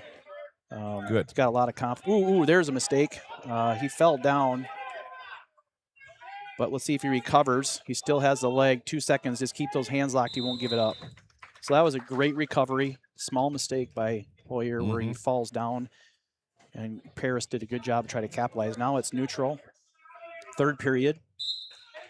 Most action-packed match we've had so far. Hoyer takes a nice high crotch shot. And we'll see he's coming up to his feet. He's got his head there. He's still driving. He's trying to look across. Paris tries to throw. Hoyer switches off to an elbow. Probably should have stayed to the leg. Now he's faced him. Now this is where the length of Paris, he's going to try to do a go behind front head. One guy's in, one's out. He shoots him out. 7-1, 133 to go. Girls match just started. Stevenson and the Beresford Alcester-Hudson wrestler. I believe it's Bowden. Oop, he's going to go for a Splato, and he does. He gets a Splato. Takedown 3, Splato, and this is tough to get out of.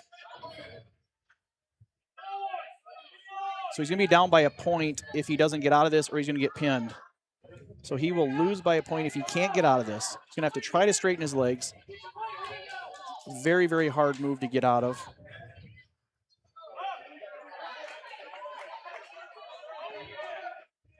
Hoyer's got his shoulders over the top of Paris, but there's nothing he can really do. It's hard to straighten your legs when you're in that position. Paris trying to adjust to get Hoyer's shoulders down. Either way, he's going to be up by 1 if he doesn't get the pin with this 7-point move. At what point do you call this a stalemate? You can't. He's in pinning criteria. Okay. So they'll let it go for the entire period. They could call potentially dangerous, possibly if he spreads the legs apart. He's got to try to break that grip. He's got to break the grip somehow, and there's not much time here. Under 15 seconds. 10 seconds. So Hoyer had the lead entire match. Gets passed by to a Splato. How rare is that? It's their 120 pounder does the Splato a lot. So he loses 8-7. That is 3 matches that kind of went down to the very end that the Titans are on the wrong side of. Yeah. So Kate Eimer's ranked first in the state. 6th. Kate Eimers, 113. Yep, so 6 versus number 1. 6, and Pierce Hurd, number 1. State champion 2 years ago. Again, he didn't make the finals last year because he slammed the kid in the semis. Has he lost yet this year? No, he's undefeated, and he is tech fall pinned almost every kid, I believe. Okay. So he's a heavy dominant favorite for 113 this year. Beresford received a forfeit at 105 pounds. They also received a forfeit at 100. 3 takedown, Pierce Hurd. Broughton first, then Page. Cobbler's up now 36-23. Goes to a Turk. Yeah, Titans had 3 matches that they lost, all in the last finishing time of the third period. You take those 15 away from Cobblers and give them to the Titans. It's advantage Titans. You'd almost flip the score. Under a minute to go, 3-0 Hunt. Undefeated, number 1, 6th ranked overall in South Dakota, regardless of class. And the Titans fall 24-18 to Beresford Alcester-Hudson girls.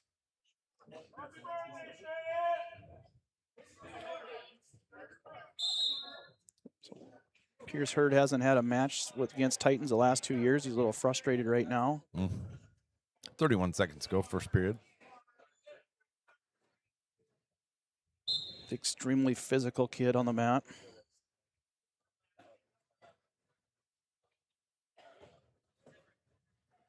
Hurd, the sophomore. Junior. Eimer's a sophomore. Top 6 matchup here. Eimer's at 6. Hurd at 1. 10 seconds.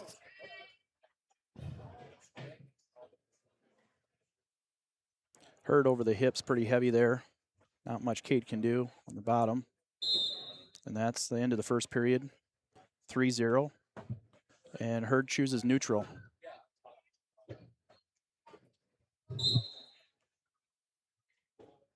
Cade takes a shot. Hurd does a go behind. 6-1. Cade's going to want to do hand control here a little more, but he doesn't. He reaches for a leg. There's another takedown. So Hurd's going to probably go for, well, he's on top now. Now he's got an inside cradle hooked up. He gets a leg cradle hooked up, trying. So now they got a leg cradle.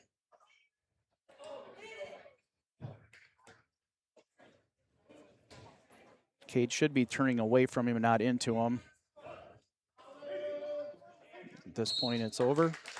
Hurd with the pin, 118 to go, second period. Leading 9-1 before that. Brings us to 120 pounds. Rapid City Central sends out Ace Godfrey. T-Area sends out Aaron Helber, receiving honorable mention notice. Aaron Helber, 9th grader, one of the 11 Helbers. And Godfried, Ace Godfried, the junior, unranked. Helber receiving honorable mention. And Godfrey likes to do that spladle that just happened on 106. So last match of the Cobblers Titan duel. There's a shot by Godfrey. He's in deep.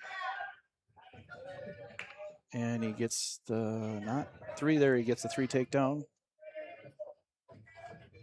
So Godfrey 3-0, 30 seconds into this one.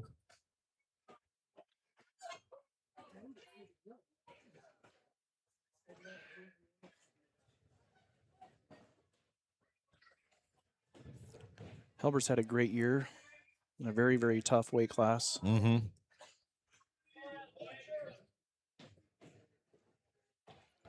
Just a freshman. He's top 10. So he's 21-15. Honorable mention number 9 as a freshman. Godfrey's a junior, 17-12. Not currently ranked. He's a state qualifier last year, though. Under a minute, 3-1. Godfrey over Hulber. There's another shot by Godfrey. Aaron does a good job re-attacking, coming around and getting the 3. Front head to a side. So cradle. Hulber now with the lead over Godfrey. Yep, and he hooks up, well, he's trying to hook up a cradle. Let's see if he can get it. He doesn't have it now. So 4-3 Helber. First period, 30 seconds. There he's got a cradle hooked up on the feet, and then he stretches out, and they go out of bounds. Warning green.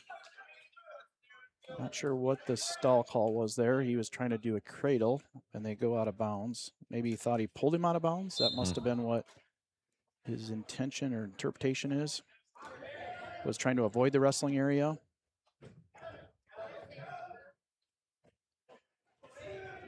And Helber's high right now. He's got one leg in, 10 seconds left. He's just going to have to try to hold on really tight, not to give up any points. 5 seconds. So he's squeezing the head and the arm. 2, 1, time. So Halber leading 4-3 after one. Last match of this duel. Cobblers leading 42-23, so they're going to take this one. As we told you earlier, first time the Titans have lost 10 matches in duels since 2018-19 season, so it's been a while. And like you said, Jeremy, injuries have for surely played a part, unfortunately, in that. there, Aaron took a shot to the single leg, committed to it. He's going to step over that leg, and he's going to need to try to pop his head out over the knee, and he does. Now he's got to slowly work up. Oh, he lost the leg, and he gets the 3 there. So Halber 7-3 with the lead. He's got the Turk position. Godfrey's doing a good job. Grabs the ankle. Halber does a funk roll through. Reaches over the top. And they go out of bounds. 7-3. 7-3. This is a match that Halber's going to want to win just for criteria for state. Sure. Well, they both want to win it for criteria, put it that way. It's really hard to see who the... Oh, caution red. So as I mentioned, there's 4 returning state finalists at 120. They place out to the top 8, so that's only 4 kids below that. You know there's more than 4 good kids below, right? So kids like Godfrey who aren't on the rankings could be number 5, right? Sure. Easily. And Aaron, same thing. Oh, there's a roll through. This is a big turn. He gets a reversal, puts him to his back. Let's see if he gets him to his back. He doesn't. Under a minute to go, second period. He does get 2. So Halber gets 2 near fall, and then there's a reversal for 2 for Godfrey. Trading points, 9-5.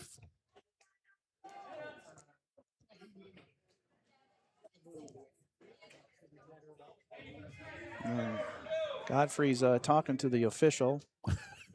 30 seconds, period 2. As an official, I can tell you that it does you no good. It may not. It may hurt you more than help you. I always say you put that effort into wrestling instead of. Now he's got a crossface on top, hooked up, I think. He does. 10 seconds. Period 2.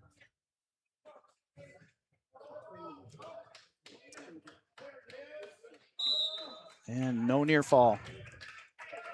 9-5. Halber leading Godfrey. Frustration, sensing with Godfrey. What could he have been saying to the referee? Do you have any idea? He's thinking.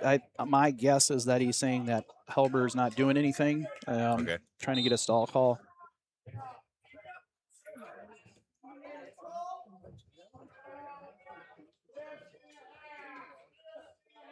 Last period here. Our referee, did he wrestle anywhere? Do you know? Yeah, he wrestled for West Central. Okay. Good program over there. They did a great program, yep. So he comes up to his feet. Halber's trying to stay up. He's got hand control. Godfrey's behind him. Now he returns him back to the mat. So third period, a minute 30 left. Halber just wants to be, ooh, there's a head to the back of the head. Got to watch that. Halber's got a 4-point lead, so he just has to be smart, right? Wrestle smart. There's an elbow to the back of the head. Now Halber comes up, gets broken back down. Warning green. Bottom is now warned for stalling. 1 minute to go, third period. Here's a crossface attempt by Godfrey on top.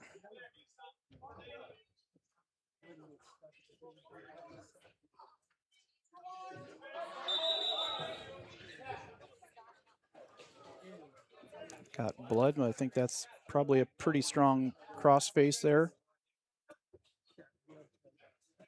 Neeson saying he wound up on him, got him in the lip.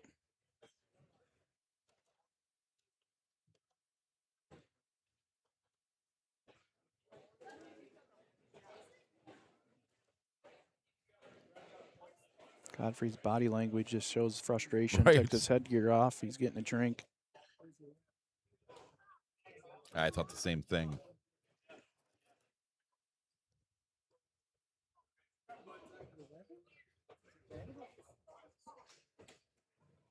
So this will be the final match of the duel.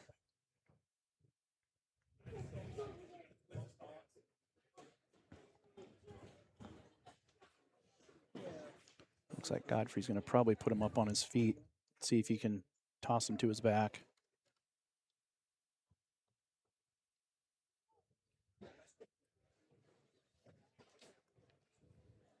Nine six Hulber. Here we go.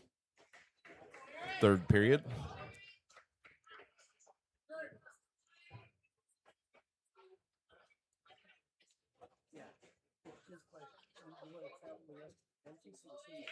Referee.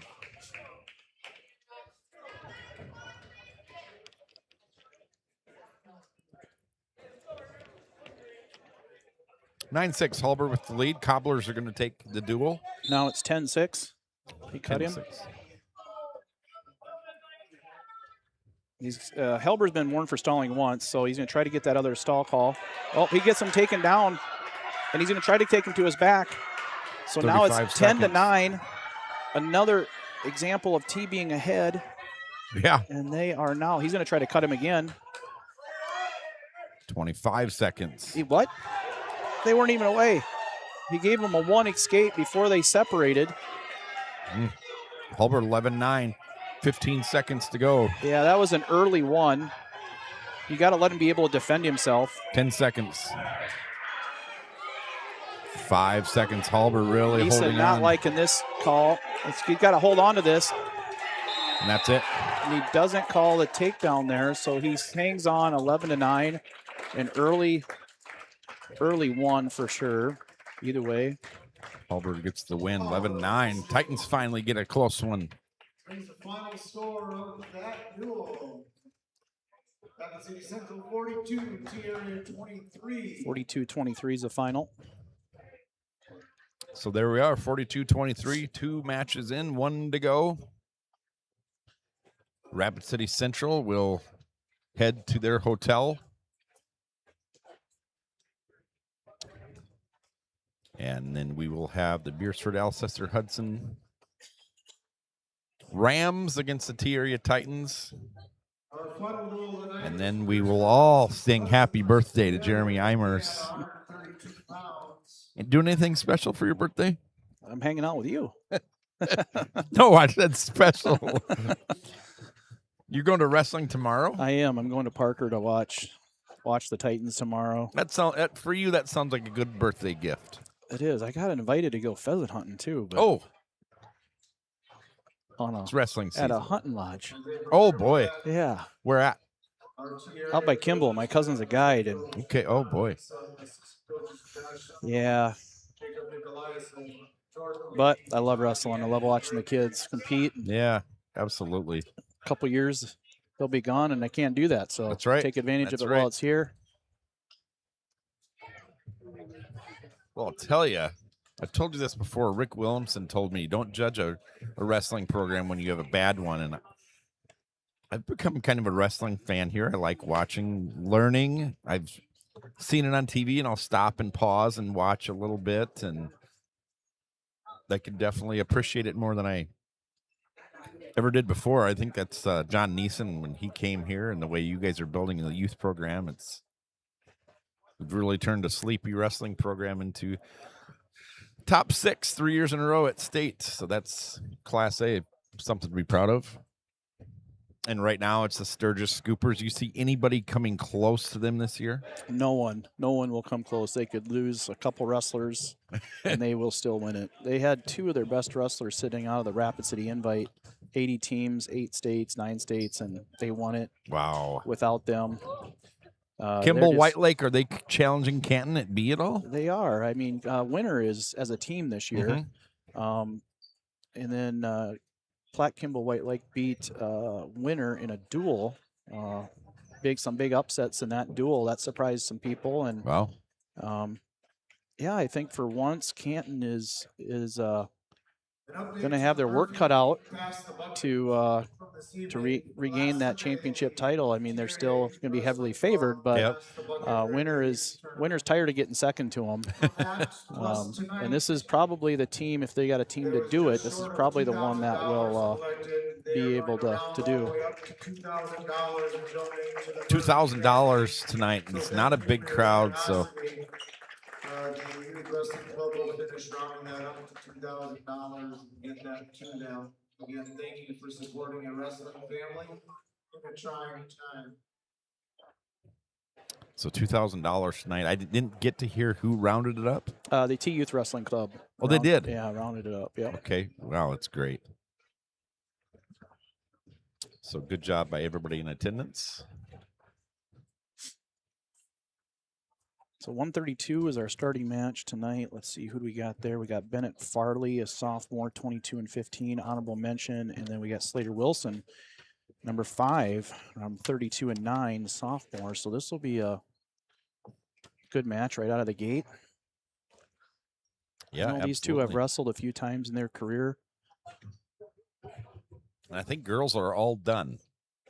I think, we got ahead a little bit in the girls, and so just the boys. All right, we're getting here at 132 pounds. And here we go. Slater Wilson. I'll have to get the scoreboard fixed here before they start that match. They got there they go. They got it fixed. Wilson Farley, 2 top 10s. Whoa. Fireworks right away. There's a takedown to his back. What's Wilson's strength? What does he do really well? He's really good on his feet. That would probably be his biggest strength is just on his feet. He's got a lot of different takedown combinations that he can go to. Really good balance. Great stance. He's got strong legs, strong arms. But right there, just knowing where you're at. He snapped down to the mat. He does a go behind. He scores 3 again. A lot of time on the mat practicing. Just gets this muscle memory really good. He's not afraid to tie up, and that's really advanced him. Farley on the bottom tries to. So there, Wilson just releases him.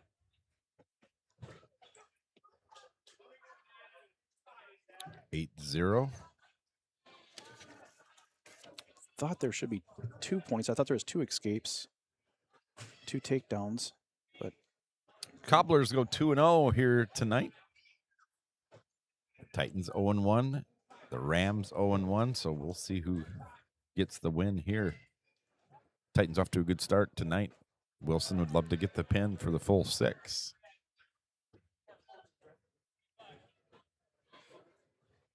Yeah, as I mentioned on that earlier match, the T-Youth Wrestling Tournament was this Sunday, 500 wrestlers, both gyms. First time we've had track wrestling utilized.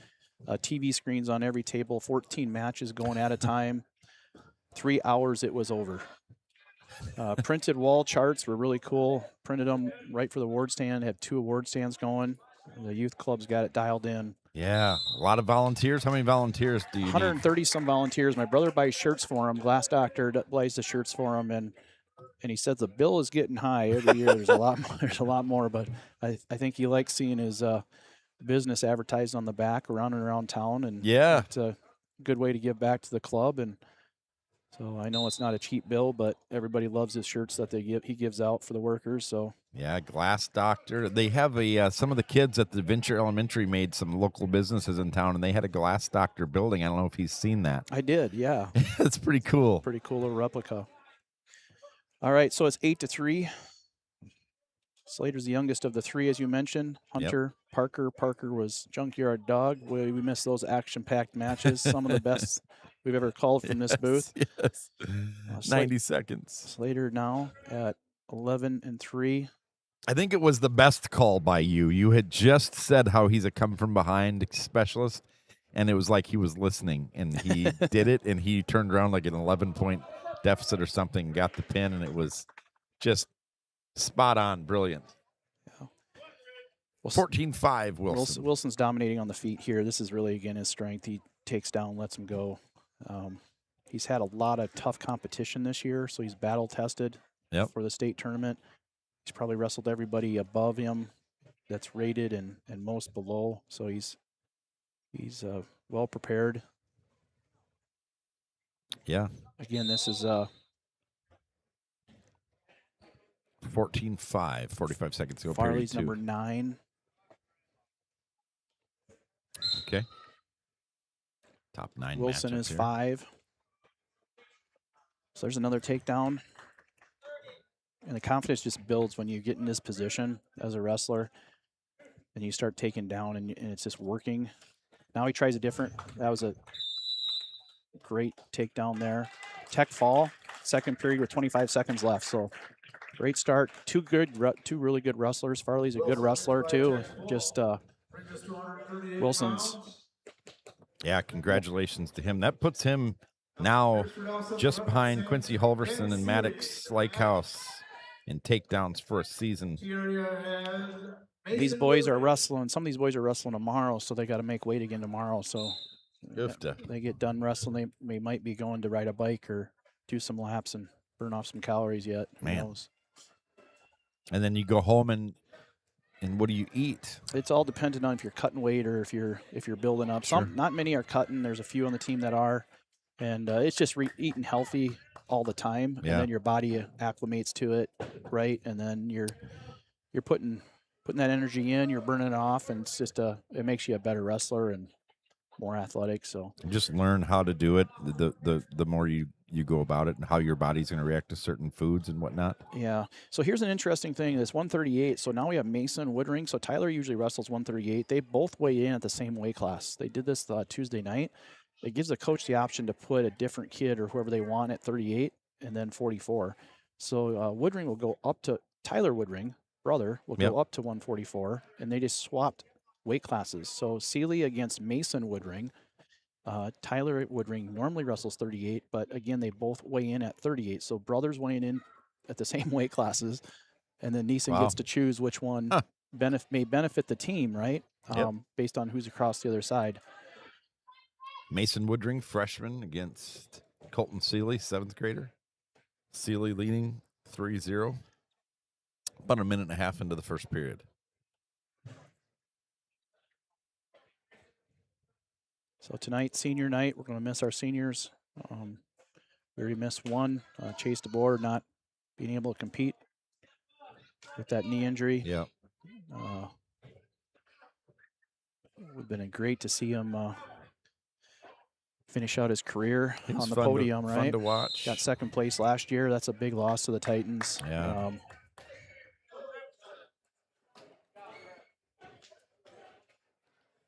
Just 11 seconds here. Not sure if he's coming back yet or not. I haven't heard a final decision, but I know he's in rehab. So I was up here last night and went by the wrestling room, and he was in there. Give these kids credit. They get hurt, and they still want to be with their team. Yeah, I would love to see him compete one last time and get on the podium, but he's got to be healthy to do it. So we'll see what happens. 3-0 after one. Seeley ahead of Mason Woodring. So hanging in there really good on that first period. 2 to go here.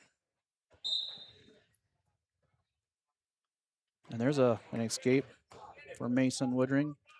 3-1. Didn't really look ahead to see how the Titans match up with Beresford, I think we have similar number of kids rated. Not that that matters. They have one more. Should be a good match. Titans leading 5-0 very, very early. They have one of their best wrestlers sitting out tonight, so that would kind of even it up on. Yeah. So there's Mason in on the legs, and there he gets the 3 takedown. So wow. Great takedown there for Mason, and he's got a Turk hooked up. We'll see if he can elevate this and keep that and go for near fall. He's leading 4-3, minute 15 to go second. Titans are blessed with a good room of coaches. Got Josh Sundahl and wrestled up at SDSU for a little while, and Coach Gannon and Nicolaisen and Blake Beats. He was a 3-time state champion, 4 or 5-time finalist, and never wrestled his senior year. So he was a beast in high school, wrestled up at SDSU for a little bit, and then you got head coach John Neeson. 40 seconds. They all bring their different strengths and qualities to the room. Forgot one that's wrestling all the time in the room. Bean Jordan, he's in the room wrestling with Tyler and a small guy, and he wrestled up at Southwest State. So wow, it's a lot of talent, a lot of coaches in the room. Absolutely. For the boys and girls. So Woodring's up 4-3. Second period, 15 left. Now he's trying to turn him to his back. It was close, but nothing. 10 seconds. Woodring holding on here through 2. Nice having Rapid City Central come all the way from West River over here to wrestle us on a Friday night every year. Yeah, absolutely. You know, St. Thomas More girls out of Rapid City used to come down, and we appreciated that. They liked coming out here for the talent. There was a shot by Seeley in on a single leg. Mason didn't do much for sprawling there. So now Seeley's in a good position to finish a takedown, potentially. Mason gives up the legs there. He gives it up. So now it's 6-4. 6-4 Seeley with the lead. Third period. So far, pretty evenly matched. Yeah, 90 seconds to go. Third period. Titans would love to get this one, not like the last match where they gave up 3 close ones and ended up costing them the win. So there's an escape by 6-5 right now. 6-5, 1:15 to go. And then another quick shot by Seeley. So smart move by Seeley by shooting in. He got the takedown the last time doing that same shot.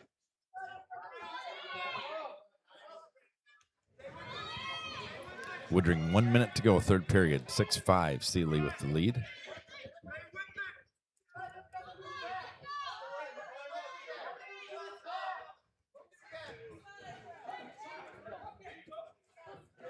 $45 seconds. Nothing. Mason with a good roll through. 6-5 yet. Come up. He really wants to get a stalemate here and not the takedown. That's Mason. Yeah. Seeley wants to get the takedown, and there's nothing awarded yet.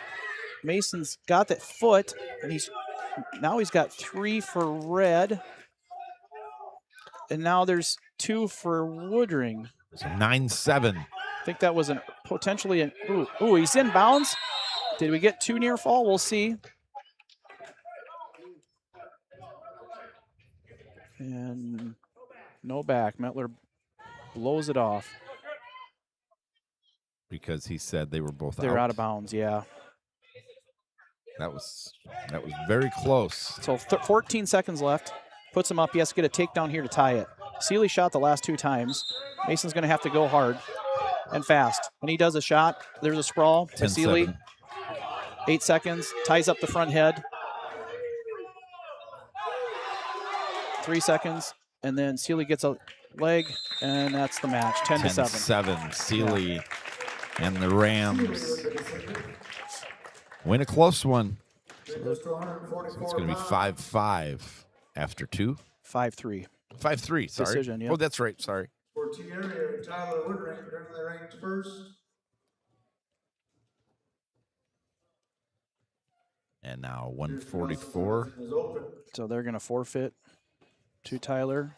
Tyler Woodring, does that go towards the win streak? It does, yes. So 76. So if he picks up a win TRS Trevor tomorrow, receiving he'll honorable tie it mention recognition. 2. All right, so we got Otis here, and then we got Plentz Jr., 20-8, 5th rated kid. So, and Trevin Otis is honorable mention number 10, 28-11, sophomore. So 11-3, Titans with the lead. So Krentz is favored here.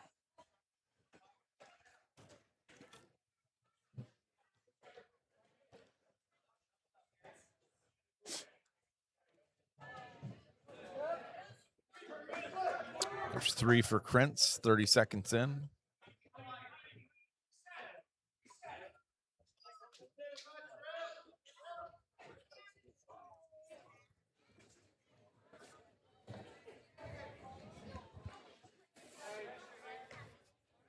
So Otis' last match, he wrestled the 6th ranked kid. Now he's wrestling the 5th ranked kid. Yeah, big night for him. It is.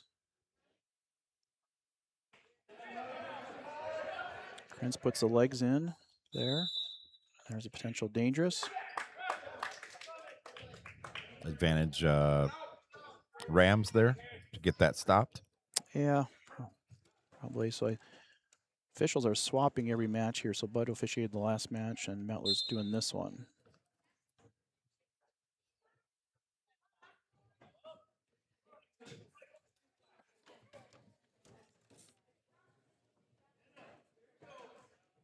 Otis up to his feet, peels the hands, turns 3-1. So Klentz with the 3-1 lead, 40 seconds to go, period 1. Otis has got really good hips. Sometimes he'll score off the other guy's shot.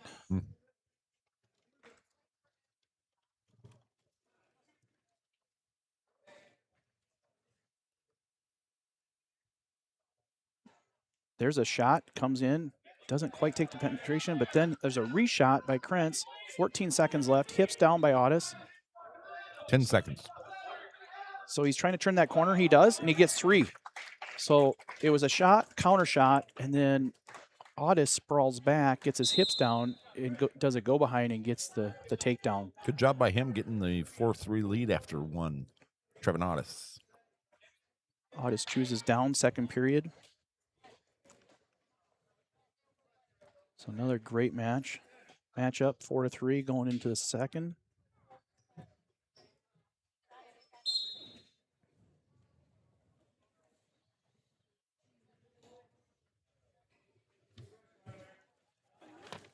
Krentz on top, riding the hips hard.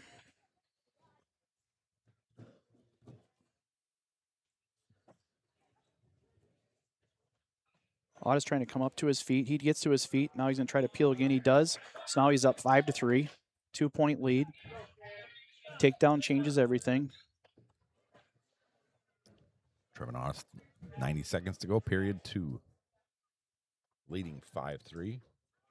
So Otis, oh, there he snapped down. There he's got it. Oh, right to his back. This would be big for Otis if he gets this pin. And it's minimum he's going to get 7 if he doesn't points total. If he's going to get the pin. I think he is. It's getting tighter and tighter. He's got 1:06 left, and it's going to be hard for him not to, I think. Kind of had a whip over scenario, snap down, whip over. Prince just trading shoulders here. He is. He's rocking, and there it is. There it is. Good job, Trevin Otis. So big win by Otis, knocking off the number 5. Lost earlier to the number 6 in a tight match. That was the end of the period match. 157 pounds. Nice night for the sophomore. Alcester-Hudson sends out Kate Shirt. Honorable mention this week. TRS sends out Trevor Cordell. So honorable mention, Church Cordell. 157. Trevor Cordell, sophomore. Ooh, and there's a deep shot. Almost shot through his legs. There he comes out the back. Elevates the ankle up. And now he finishes it. 3-0.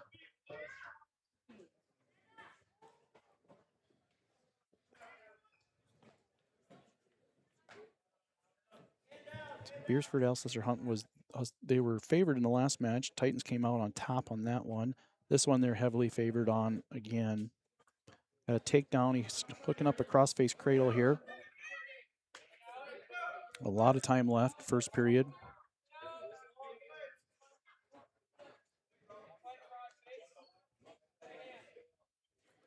17-3 Titans with the early lead.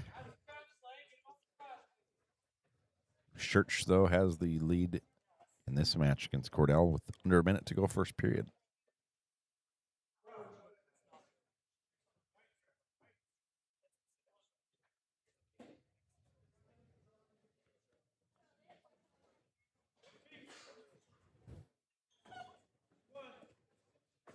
He's got 2 legs in. Now he's going to do that power half. Church with a 3-0 lead, 30 seconds left, period 1. He's getting close to getting to near fall criteria. Now he jumps out to the side and he runs it over. He's teed up. This is pretty tight, and there it is. 17-9. Hey, here's Adam Giles, 8th grader, started wrestling last year. At 165 pounds for Beresford, Alcester-Hudson, Tate Lyle. And for T area, Adam Giles. Tate Lyle, 11th grader, junior. Giles, an 8th grader. He's recruited by his football coach, Rod Fortin, to come on out and wrestle, and he's kind of taken to it. 3 points for Lyle right away. Big 8th grader, 165. Yeah. My boys didn't get there even as a senior. So, yeah, it's going to be keep him out, teach him the technique, and get some experience. Yeah, I think he'll stay out. Great kid. I came up last night, and they were running in the halls, and he stuck out his hand to give me a high five. And always good to see Adam in the hallways, in the classroom. We got a pretty large sophomore class, Titan sophomore class. Yeah. So in 2 years, when they're seniors, these are the kids they're going to need on the team to fill in those upper weight classes.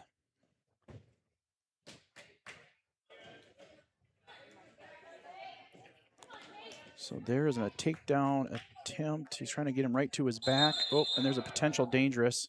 So we got 3 takedown and then a potentially dangerous. What was dangerous about that one, potentially? His arm was going over the head, so it's a shoulder, Okay. just to prevent a shoulder injury. Lyle puts him neutral, 6'2". 51 seconds to go now, 45 seconds first period. 6-2 Lyle.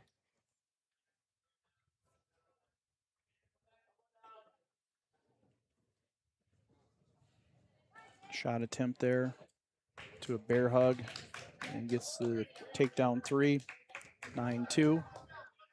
So 3 more for Lyle as we tick down 20 seconds to go.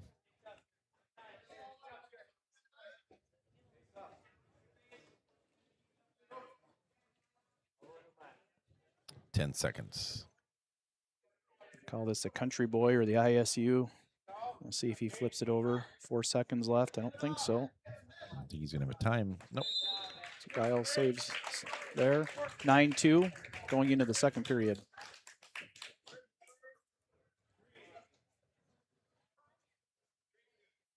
Chooses neutral.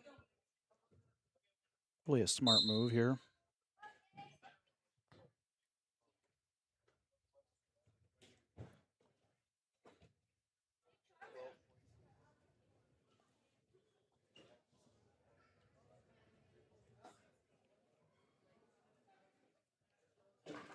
There's a shot attempt by Giles. Backs out. Now there's a front head by Lyle. 90 seconds period 2. Lyle leading 9-2.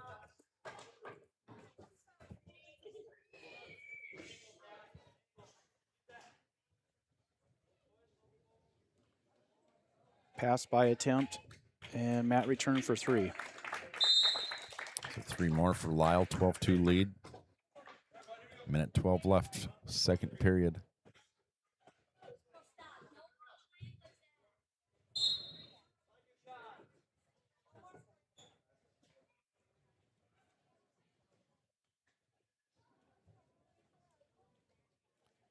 Halfway through, 1 minute to go, second period. Still 12-3. There's shot, takedown, 3. So Titans really want to try to get out of here with a tech fall, not a pin. He was in a tight spot there. 15-3 now.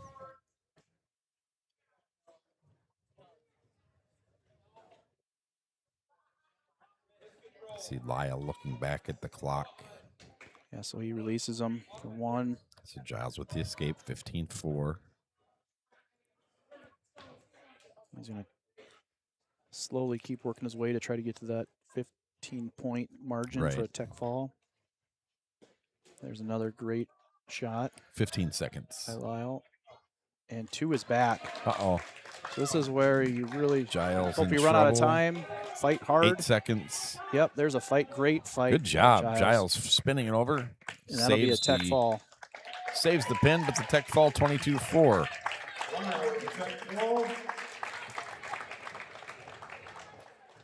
Moves us to 175 pounds.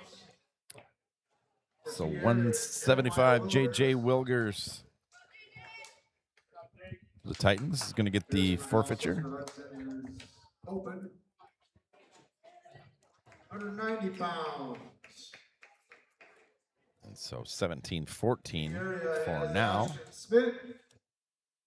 And Smith is also going to get the forfeiture. Alcester-Hudson is open. 215. Here has Jake Waltner.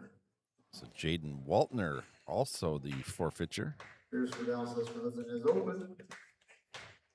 285. 35-14. Beresford Alcester-Hudson has Connor Newmeyer. Connor Newmeyer for Beresford Alcester-Hudson. For the Titans, Theke Llewell. 35-14.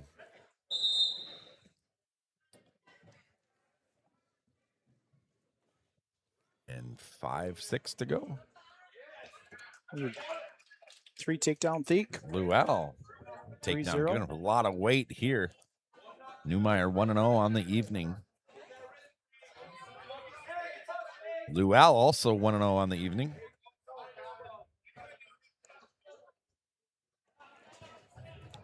Good job getting underneath the wrist and rolling it under. 30 seconds in, Llewell leading 3-0. Tries to do a roll. Doesn't get it. We saw it in the first match when Llewell got on the floor with Lloyd Brown. That was all she wrote. So Newmeyer, a little stronger competition here.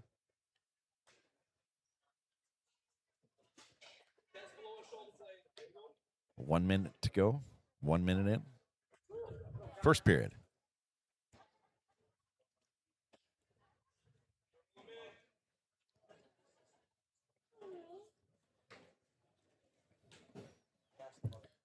Sorry, after this one, 4 to go. I'm going to say they were out, 3-0 Llewell.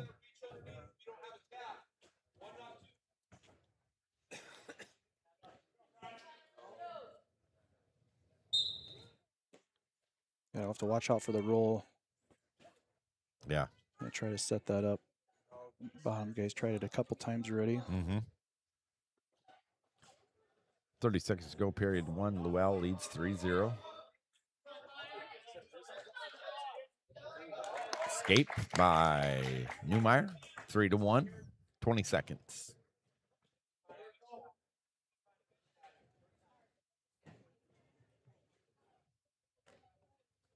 Ten seconds left, period 1. He's looking at the clock and going to try to take advantage of it. I don't think he's going to have time. Llewell ends period 1, 3-1 lead. Their coach yelled, keep wrestling when he looked at the clock. Yeah, I heard that. Second period, 3-1. There he's trying that roll again. Both these guys 1-0 on the night. Oh, and there you got it. So now it's reversal. Tied up, 3-3. 3-3. Let's see how Newmeyer is on top.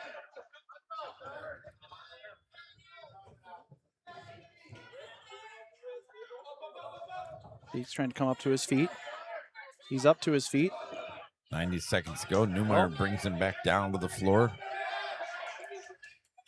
Now Llewell on top. There should be a reversal. And it is 5-3. 5-3. Llewell regains the lead. There you go. He's got the far wrist, and he goes to a half Nelson, going chest to chest. He's readjusting. Now he's got near fall. Wow, Llewell. And this is looking good for Minute to go. He just needs to come back a little bit further and get chest to chest. He's just a little bit high. Oh, and he's trying to roll through, and this could put it away. It does. Wow, Llewell is second pin in his mini matches tonight. He goes over 500, 8-7 on the year. 106 pounds. Tall kid. Yes. This is going to make him a lot better football player. Yeah, it will. Now we go from 285 to 106. We have 106, 113, 120, and 126 left. Titans a pretty comfortable lead for now. So Mumi, he's rated 6th in the state. This is Mumi and Hoyer. Hoyer lost a heartbreaker where he was leading 7-1 earlier tonight and looking. You called it, though. You said 7-1, but it didn't feel like that, and I think that was exactly right. It just felt a lot closer, and it turned out it was a lot closer because he lost. Yeah, it was a big 7-point move, takedown to back, and it's a move you just can't get out of. This Splato is tough. He did a pass by to a Splato, and it's a hopeless situation to be in. There, Hoyer goes in on a shot again. They call it out of bounds. But this Hoyer's a nice-looking wrestler for an 8th grader, scrappy. What I've noticed is kids that are able to get on varsity when they're in 8th grade elevate to the next level so fast because they get all this experience. Yeah. Their classmates are in the middle school program and getting very few matches and very few quality matches. So 8th graders really elevate to another level once they're on varsity. Do you think it's also that they're motivated in most cases and they know that they've made it? A lot of times they're the higher tier wrestler, right? They've been putting in the time, practice, their technique's good. Yeah. Hoyer's always been a really strong competitor. But, there's nothing, great, and he got his toe in. I cannot believe they called that out of bounds. He's called that out of bounds all night when the toes have been in. He said it came up, but that was in and down. Let's see if Bud overturns this. And Hoyer was in a position of getting taken down, throws a headlock and tosses it over, keeps a toe in. And Bud overturns that, I believe. That's what the assistant, you have an assistant official, you use them. So good job by Mettler to listen to what Postma saw. Right. And I think a lot of the rest of us saw too.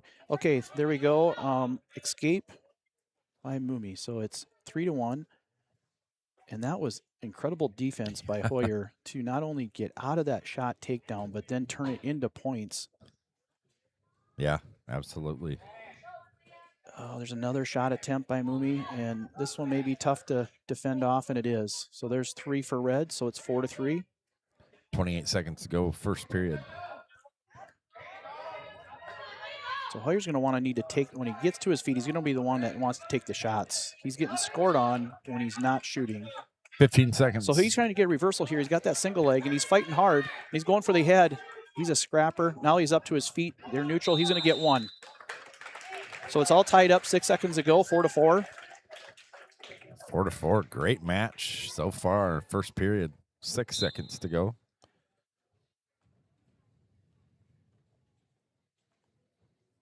That'll do it. 4-4, period 1. Period 2 coming up. Green defers.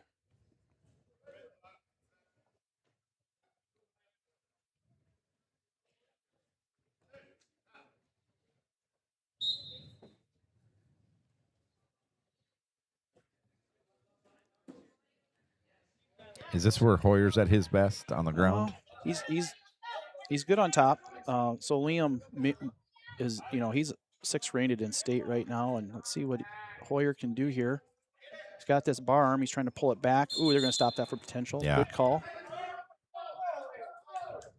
That was a good stoppage. 1:38 to go, period 2.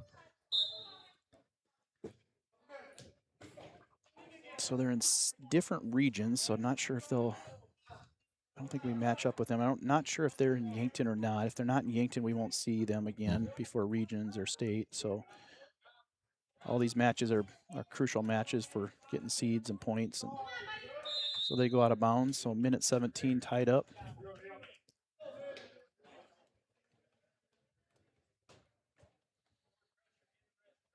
So Hoyer's had 2 great matches tonight. Didn't come out on top on that last one because he got splatoed. This one here, it's tied up. Second period. Almost halfway through. He's riding pretty tough so far. Looks like Beresford Alcester-Hudson is at the Los Tuestos Invitational tomorrow. In Brookings. Okay. That's Brookings, okay. Yep. Oh, there was a... He's injured. So there was a takedown. He shot. He stopped. And it was a go behind. And Hoyer looks pretty upset. His knee is bothering him there. Looks like he's in pain. Not sure what happened. He took the shot and then immediately stopped. And then Liam did a go behind and scored.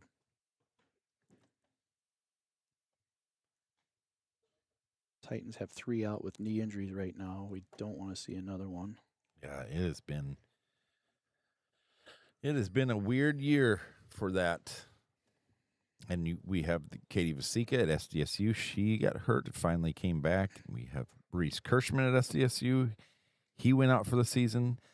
Chase Van Tall also at SDSU. He went out for much of the season. And then Clayton Sattler at Augustana, he was out for a large part of the season. And then we had 4 boys with ACL, MCL tears, and 1 JV or 1 8th grade game.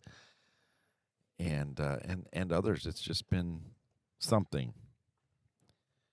We got 20 seconds left of injury time. I don't know if Hoyer can continue. I'm not sure if it's worth it. This point in time, I think I would not chance it for the season that's ahead. He's shaking his head. Down by 4.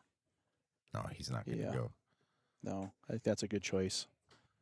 This match, this duel doesn't mean a whole lot at the end of the game, but we need to be healthy at the end of the season. Boy, tough night for Hoyer. Just had a match that he looked like he was going to win, and then this one he got the lead, and then he's out with an injury. Hopefully he'll be okay tomorrow or soon. Yeah, it's just a fluke too. He did the shot, and he must have just hit his knee or tweaked it or something. And so that makes it 41-20. Here's Kate Eimers, sophomore, 6th ranked. So he's finally back healthy. That's good. Sickness was kicking him and yeah, displaced his jaw out at Lyman. And oh, really? Yeah, now he's back ready to go, which now you got takedown 3 there and crossface cradle. He's going to try to get parents home earlier tonight. 8:01, 30 seconds into this one.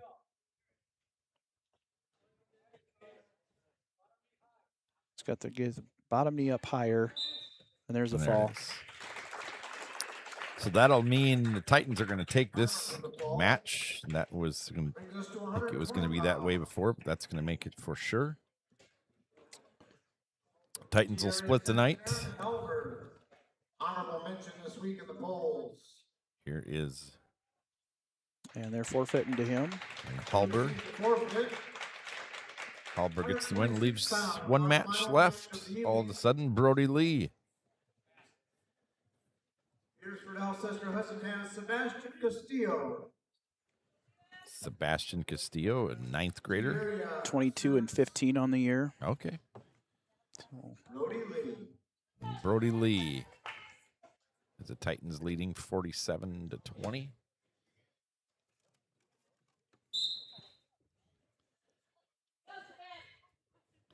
No rest for the wicked. Titans back out on the road. tomorrow morning. And JV and Parker and the Titans are where?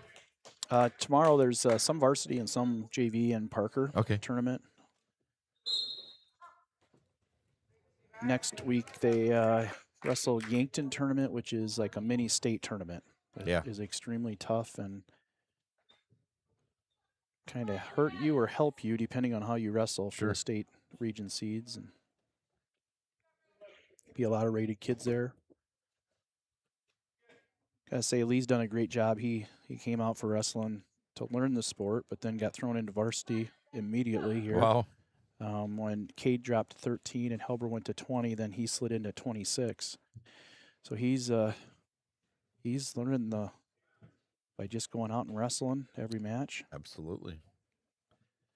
Has a great attitude. I saw him give 2 thumbs up when they confirmed his name at the head table. So doesn't back down from anyone, but probably knows he's the underdog most of the time, just with lack of experience. But strong kid, young kid, and a kid that Neeson, I know, wants to help build his program over the years. Good, just a sophomore. Titans go to Parker tomorrow, Yankton, and then regions in Del Rapids. I can say that Brody's great to have in class. Oh, good. That's always good to hear. Computer science principles. That's even better to hear. Yes. So there was another shot attempt. He's done some really good. He doesn't back up and stall. He takes shots. He's trying. So a lot of positive things. Just needs more mat time. Yeah. He's going up against an experienced wrestler. 22 wins on the season. Over on his back, 7 seconds left. And he's fought hard last time and got off, so he doesn't give up. That's what I really like about him.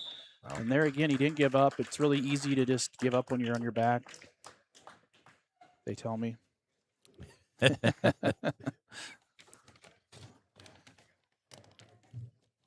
Well, as we wind down, we always appreciate you coming out, and it's nice to have someone that knows what they're talking about up here, and you do such a great job. I think it was after our first one that we did a few years ago, we got a letter that someone kindly wrote in, and our superintendent at the time saw it, and our athletic director saw it, and I said, that's all Jeremy, it's not me. And so it was neat, though, that she said she had her kiddo watch it and learn wrestling.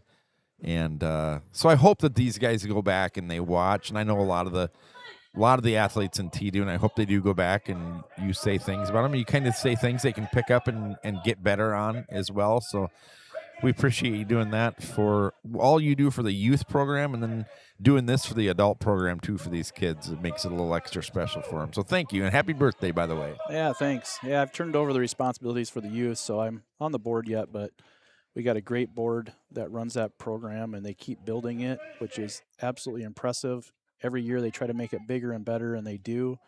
They got more people involved and doing a lot of giving back and fundraising, and exciting to see the future of the program get stronger.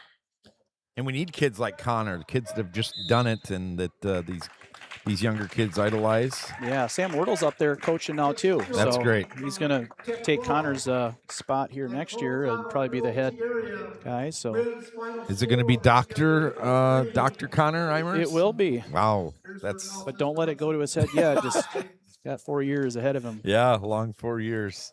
Well, that's all. The Rapid City Central came in. Girls went 2-0. Boys went 2-0. Titans came in. Girls went 0-2, but the boys salvaged it, went 1-1.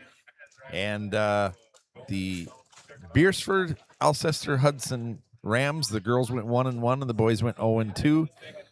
And so that means at 8:06, we are out of here. Thank you, Andrew Griffin, for running the camera and doing all the behind-the-scenes work. And thank you for Jeremy Eimers for actually explaining it, which I can't do. And my name is Shad Hockey. That's our last wrestling broadcast of the season, but we'll join you again for more high school basketball. And we thank you for joining us here on the T Area Titans live stream only on YouTube. Good night, Titan Nation.